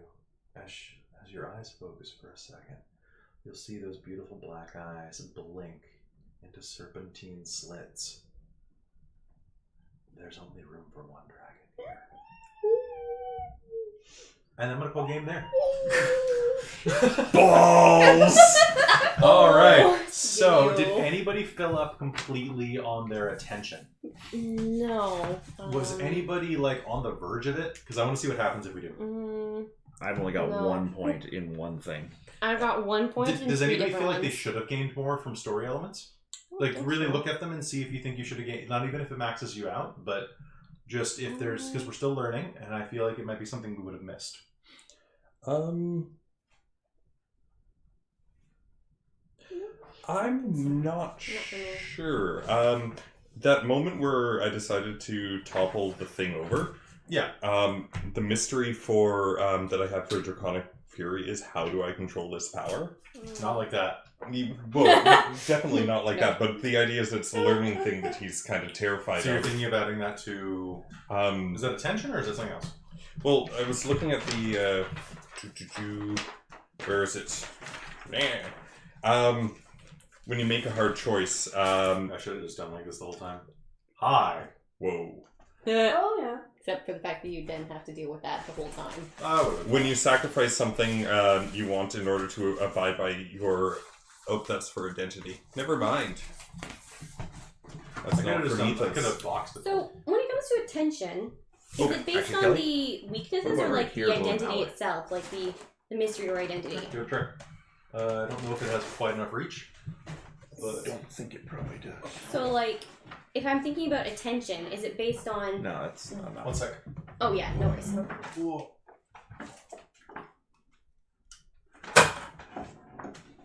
There you go. There's another plug over there. Can I give it a try? Okay, yeah, totally. So, like, is it based just on the weakness, or is it based on this part here as well? It's mostly based on the weakness, I'm pretty sure. Okay. There's not. Sorry, there are a couple of other things. So, finally, some answers. When you gain a deeper understanding of your mythos, of the subject of your mystery, or the link between your mystery and your mythos, mark attention on the theme to which this mystery belongs. I failed to control that power. So you think you should, or you think that should fade? I think that gives an attention. Okay, then go ahead. And then... so strip the cover off, James. Okay. Yeah, now if you were shocked by it to the point of rejecting it, or an aspect of your ordinary life. Yeah, I think that looks really good on you. See, because now you've got the same effect that Caitlin has, Yeah. but even more so. Mm-hmm. But sorry, we're playing with lighting. Yeah. Sorry. Okay. Actually, you know, I don't think it's answered the question yet. Okay. But Then it's we'll just wait on gearing that. towards it. So, anyway, that's so for Dork Tales, this is City of Mist Game 1. And we hope you enjoyed it, but what did everybody think of it? I really liked it. I liked it. I enjoyed it. Slow start getting into it and building it up, but the system is really neat, and I'm looking forward to when we're all a little bit more experienced with it and just keep bouncing This is the perfect place to bring Christine's cop in Yeah. with Yeah. big trouble and like Like, what the hell did you guys do? yeah, it's really like playing with noir elements is kind of hard because there's like an underlying tone of kind of like anachronism built into it, and that includes things like weird race stuff, especially involving like Chinatowns. I don't know how much like noir stuff you guys have been exposed to, but like there's usually a lot of stuff about Chinatowns, and it wasn't intentional. Like this casino was like a number of things before it cemented around a dragon in my head. And by the way, her name I'll spoil in advance. Her name is Min Gao, or When you said Madam, I was like, Madam Gao? Madam Gao. Yeah. But I'm having a lot of fun with this narrative. I think that I've dropped enough hints at future riffs just through exposition that you haven't caught. And if you have caught them, don't tell me, text me. Because I don't want to spoil it, because I've hinted at some other people, and I've used some like naming conventions and things that I think you'll like. I always want to say, if you see them, please mention them in the comments. Ooh, that looks like there's a comment. No, I think it's just the... Oh. Just got my like foot on Amy's thigh the entire game. Maybe Hi, didn't. how's it going? Hi. My name's Kim. Oh my gosh. Kim Possible. Oh. Actually, it's like I think it was Kim Kang is what I was thinking it was. Kim Kang. I like Kim. He's a nice guy. Flirty cool. as shit though. Got some smooth moves. Oh yeah, That was hilarious. he's good. He's good. So yeah, no. What did you guys think? I mean, sorry, Caitlin, it took you a while for me to figure out how to get you in. I was actually most worried about bringing. I was worried about bringing the Rock in. I wasn't worried about bringing the Leg Breaker in, and I was really worried about bringing the Shopkeeper in. But then everything formulated around a school teacher because it was originally going to be like a child abduction story, and I'm like, it's a little dark for game one. I think that's something we should lead into as I slowly peel your school back away to nothing, you know. And I could see James twitching in the corner. I was talking about That was like, hilarious. oh, here's your evaluation, and here's this. And it's like, that's not the way it happens. And I'm like, it does in American school systems, and Cool. this is pseudo-American. This is the City of Mist. Like, It does in the City of Mist. this is not reality. City of Missed your chance to get a pay grade promotion. Oops. It's okay. City of Missed your chance to claim those school supplies on your tax return. Eh. Yeah. So yeah, did you have a good time? Yeah, I had a great time. Mm-hmm. Okay. What could make this better next time? Off the top of my head, I'm pretty satisfied. I don't think I have anything that particularly jumps out at me as not working. Yeah. I mean, I think as we just go through it, we'll get more used to the handing out, I guess, being more comfortable with handing over the narrative to each other, I guess. Yeah. I think is the best way to put it. Well, especially since so many, like was pointed out earlier, so many games are like the individual one person is controlling it, and it's just like you're waiting for things and that. But this is supposed to be so much more collaborative. Yeah. Yeah, Well, like, especially- so I was just gonna say that in a lot of the other games that we play, we're looking to the DM or the GM for like permission and for I guess is the way it's like we're not comfortable just taking it and going along. We're very much well, it's like trained if you to- listen to our podcast, right? Mhm. Like which will be up soon. Like so much of that is me talking. It drives me insane when I edit it because I'm like, oh god, just shut up, asshole. But like that's how it works. Yeah. Um, Because I'm just remembering when we did that other Powered by the Apocalypse game. yeah, Also- that Alexa Warren. Yeah, there was so much of us like saying, "Oh, that one thing we did that one time," and how everyone got involved in it. Like, how did you impact it? And Yeah. there are mechanics for that too. You've Mhm. got help and hurt points with each of your your Yeah. staff, or not staff, each of your team members. Okay. Yeah. But I didn't want to do that without Christine. Mhm. So like this seemed like a good intro adventure, and then we'll loop her in. I wasn't sure how far you'd get Mhm. if you'd actually like. It was really funny. Like I told you guys where the husband was, and you didn't like. You can go to him, yeah. Yeah, I'm like, that's weird. Okay, cool. But like, you never control where players go. Yeah. Yeah, players do what players do. Yep.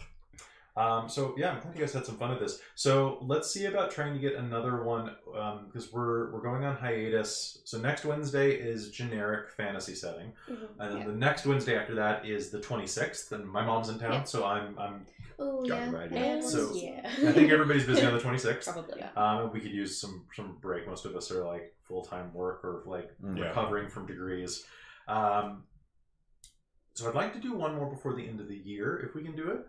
What I'm also doing is I have a couple of games that I'm going to be running as just one-shots. One of them's like a new D&D setting that I want to build, and we're going to be doing a live build of the continent and world. So hopefully that'll be fun to watch. We're using the macaroni and dice method. Nice. Oh, nice. Yeah, I have Very 2 nice. bags of macaroni in there that We're I've. gonna Oh, do boy. that for generic. Yeah, we can do that too. You can be come fun. over and we can have a map making day. And Blog can come over and help me build a world with steamships. Yes. And then Steam. the world will be saved by steam. Suck on that Ah. reference. But I've also been thinking of doing something like a Night's Watch game. And because I found a clause that's like, you can have women on the Night's Watch. I'm like, phew, most of my players are female. These are 2 of my 3 guys. Gaming's a great hobby. Mm-hmm. Yeah. Yeah, it's where fantastic. we live, it's like 99% female. It's not the typical demographic you expect. It's great, but different. Same, but different. God, I'm so just like, I needed some more lighting here. Anyway, hope you enjoyed this. We're going to log off for the night, and we'll catch you next time. Tune in Wednesday for generic fantasy setting, where we finish going through the adventure, the Dome of Count Mount Doom Von Doom. That is impossible to say in one go, even if you're playing the Count. What am I missing? The Dome of Count Mount Doom Von Doom. Yeah. Yeah, you're missing. So he's a halfling who's like Who's set up halfling? Yeah, he's a halfling count of Mount Doom, which is a mountain. It's more of a hill, really. A mountain for a halfling. Yeah, right. So he's this like oil baron who's like hire these people to go in and rescue a bunch of his halfling workers. And they're finding, oh god, it was a cool adventure. You should check it out. So they go into this tunnel and they find all of these like weird like fire salamander things, and they fight like a black jelly at one point, and they fight all these kobolds. And it turns out after they find a few of the halflings that are there, they were mining these what are to us an oil deposit, like a crude deposit that they were selling to gnomes for some reason, because gnomes like this stuff for some reason. I don't know why. And they're like, oh, well, we need you to go rescue the other halflings that are trapped further down in the mines. But you have to be really careful because we're holed up here because the Drugar attacked. We dug in, and they dug in through a side tunnel. They said they were looking for something. I don't speak Dwarvish. Do you know what this word means? They kept saying it over and over, that they're looking for this in the belly of this cave. And they're like, no, what? All of us speak Dwarven, or most of us speak Dwarven. And they're like, dragon. They're level 3 characters going to fight or rescue a dragon from the Drugar and their basilisk. I was going to say, there's something about a basilisk there too. Yeah, they have a pet basilisk, which you can actually train according to the rules. Nice. Yeah. So the next one is actually a really cool episode that's got the shittiest map I've ever drawn. And with this new camera setup, you'll be able to actually see the map. Really nice. Right? Look how much table is here. Yeah, we got lots of table now. I know, it's great. Yep. So yeah, that's us for the night. Have a good night, everybody. Farewell. Caitlin, can you Bye-bye. hit stop? Yep, I can this time. So hit stop. Don't stop waving until she says stop. Don't stop believing.